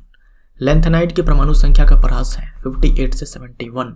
एक्टिनाइडों की परमाणुविक संख्या परास है 90 से लेकर 103। एटॉमिक नंबर 90 से लेकर 103 तक के तत्व को हम लोग एक्टिनाइड बोलते हैं। यदि बर्फ में कुछ अशुद्धि मिला दे तो इसके गलनांक पर क्या प्रभाव पड़ेगा? बर्फ में कुछ अशुद्धि मिला दे तो इसके गलनांक पर प्रभाव यह पड़ेगा कि गलनांक घट जाएगा। अशुद्धि मिलाने से क्वथनांक और गलनांक पर क्या प्रभाव पड़ेगा? क्वथनांक बढ़ जाएगा, गलनांक कम हो जाएगा। कौन मूकलन द्वारा जनन करता है? ईस्ट और हाइड्रा। एक्टिनियम की परमाणु संख्या है 89 और लैंथेनम की परमाणु संख्या है 57। दोनों ही डी ब्लॉक के अंदर आते हैं। डैश पूरी तरह से मुक्त रहने वाले समुद्री जीव है इकाइनोडर्मेटा। किन भौतिक राशियों की इकाई एक ही है? बल, भार और उत्क्षेप। सबका एसआई मात्रक न्यूटन होता है। उत्क्षेप यानी कि अपथ्रस्ट। तो बल, भार, उत्क्षेप सबका एसआई मात्रक न्यूटन होता है। किसी वस्तु की गतिज ऊर्जा 120 जूल है और इसका द्रव्यमान है 15 किलोग्राम। वस्तु का वेग ज्ञात करें। तो काइनेटिक एनर्जी बराबर होता है 12 mv²। यह है 120। द्रव्यमान हमें चाहिए और v हमें दे रखा है, माफ करना, द्रव्यमान हमें दे रखा है 15 किलोग्राम v²। तो यहाँ से v² बराबर हो जाएगा हमारा 120 और गुने में 2 और बट्टे में 15। यहाँ से हम कैंसिल आउट करेंगे, 8 टाइम्स ये 16 आ जाएगा, स्क्वायर रूट हटाएंगे तो 4 आ जाएगा, 4 मीटर पर सेकेंड। सार्वत्रिक गुरुत्वाकर्षण नियतांक का मान क्या है? ये है। यूनिट भी ध्यान में रखें, ये वैल्यू को सबसे पहले प्राप्त किया था हेनरी कैवेंडिश ने। यदि कोई वस्तु डूबती है तो वस्तु पर तरल द्वारा प्रयुक्त उत्क्षेप डैश होगा। वस्तु डूब जाती है, आपको पता होगा कि जब हम किसी वस्तु को पानी में डुबोते हैं तो पानी उस पर ऊपर की ओर एक बल लगाता है जिसे उत्क्षेप बल कहा जाता है। तो उत्क्षेप बल ऊपर की ओर वस्तु को ले जाना चाहता है, लेकिन वस्तु का भार जो है नीचे की ओर वस्तु को लेकर के आता है। तो वस्तु अगर डूब रही है मतलब भार ज्यादा है, तो वस्तु का भार जो है ज्यादा है, उत्क्षेप बल कम है, तो उत्क्षेप होगा वस्तु के भार से कम। रासायनिक अभिक्रिया हुई है, इसके क्या संकेत हो सकते हैं? इसके संकेत ये हो सकते हैं कि अवस्था में परिवर्तन हो जाए। इसीलिए मैंने आपसे कहा था कि अवस्था में परिवर्तन अगर हो रहा है इसका मतलब ये नहीं कि केवल भौतिक परिवर्तन हो, रासायनिक परिवर्तन भी हो सकता है। लेकिन हाँ, हम ये बोले कि जल की अवस्था में परिवर्तन तो भौतिक परिवर्तन हो जाएगा। गैस का उत्सर्जन हो, रंग बदलना, तापमान बदलना, ये सारे रासायनिक अभिक्रिया के संकेत हो सकते हैं। अगर कॉइल का प्रतिरोध 100 ओम है तो 220 वोल्ट स्रोत से इलेक्ट्रिक हीटर कॉइल कितनी धारा प्रवाहित करेगी? तो V बराबर I इंटू में R होता है। ये है 220, I हमें चाहिए, R का मान 100 है। यहाँ से 220 बटे में 100 हो जाएगा, 10 से 10 खत्म, 2.2 एम्पियर। देखिए पार्ट 3 तो यहाँ पर हो गया समाप्त। अब मैं पार्ट 4 से क्या करूँगा ना, 250 सवाल ही लाऊंगा, क्योंकि इतने सारे सवाल जो है ना बोलते बोलते मेरा मुंह दुख जाता है, एनर्जी खत्म हो जाती है सारी की सारी। तो नेक्स्ट पार्ट 4 से मैं 250 सवाल ही लेकर के आऊँगा। अगर 250 सवाल लेकर के आऊँगा तो वीडियो थोड़ा पहले आएगा, जल्दी आएगा, ले दे करके बात बराबर ही हो जाएगा। तो 250 सवाल ही मैं कवर करवाऊंगा नेक्स्ट पार्ट से, एक पार्ट में। टाइम उतना ही लगेगा खत्म होने में जितना 500 सवाल मैं लेकर के आता तो लगता। तो ये पार्ट हमारा यहाँ पर समाप्त होता है। वीडियो अगर अच्छा लगा तो लाइक जरूर करना। Thank you so much.